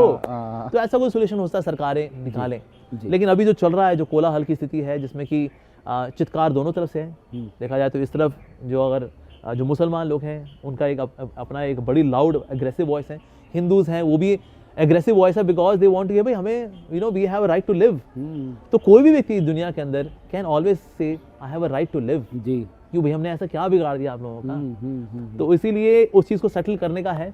तो हमारे हाथ में प्रार्थनाएं, फिर बाकी प्रभु देखेंगे, और सरकारें हैं आपस में कुछ डिस्कशन वगैरह करें, कुछ टैंजिबली कुछ इसमें सोल्यूशन निकल करके आए, तो शांति आए, बहाली है। तो बी प्रे फॉर दैट। मैं जब आपके बारे में पढ़ रहा था तब मुझे स्वामी विवेकानंद जी के बारे में जो आपने टिप्पणी की थी, अच्छा ओके, जो रामकृष्ण परमहंस जी के बारे में, गुरु जी के बारे में टिप्पणी आपने की थी, उस टिप्पणी को लेकर पूरा सोशल मीडिया भरा पड़ा है। हाँ जी हाँ जी हाँ, जितने मुंह उतनी बातें हैं। हाँ जी, बड़े बड़े अखबारों की साइट्स में भी मैंने देखा कि ऐसे तोड़ मरोड़ के पेश किया गया कि जैसे आपने उनका अपमान कर दिया, और उसको कोर्ट में लिखते हैं। वो पत्रकारिता में होता है ना, कुछ ट्रेड सीक्रेट की कोर्ट में लिख दो, या डंडा बिंदी मार्क ऑफ एक्सक्लेमेशन लगा दो। जब भी कभी कोर्ट में बात है तो बोले नहीं हमने ये नहीं ये कहा था, ये विस्मयकारी, देखो हमने डंडा इसलिए लगा दिया था। तो वैसे बहुत सारे आपके नाम को लेकर टिप्पणियां की गई। लेकिन गुरु जी, जो मैंने आपका वीडियो देखा जिसमें आप खुद मुखरित कर रहे हैं चीजों को, क्या हमारी सनातन सभ्यता और संस्कृति में रामकृष्ण परमहंस जी ने तो कहा था